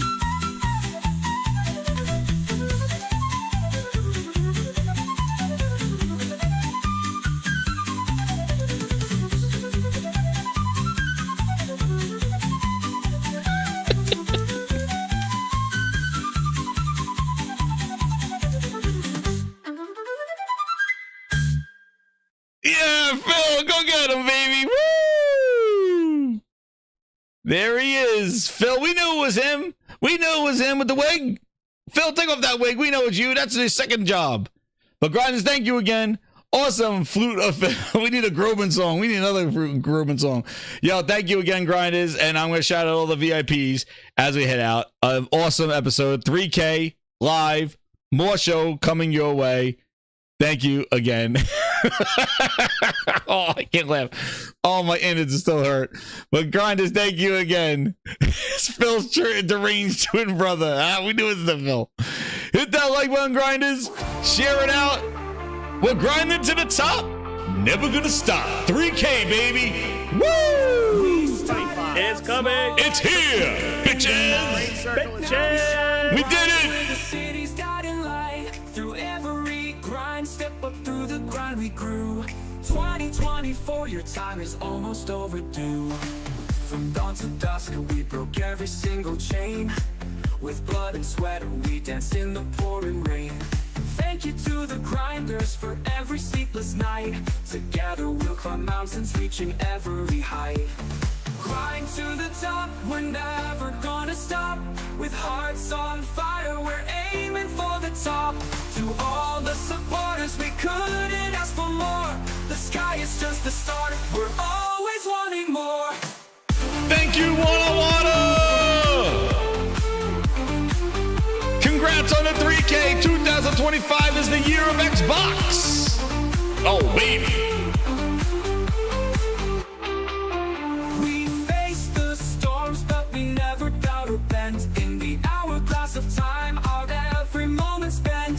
Grateful for the love, for every cheering roar. In this new year, we'll give you even so much more. The road was rough, but together we paved the way. In the night of dark, we promised a brighter day. To all the dreamers who stood by our side, here's to the future, let's take that epic ride. Climb to the top, we're never gonna stop. With hearts on fire, we're aiming for the top. To all the supporters, we couldn't ask for more. The sky is just the start, we're always wanting more.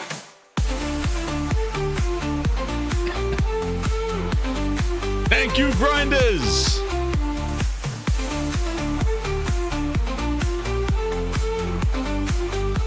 Always wanting more. Good night, grinders. Thank you again. Talk to you later.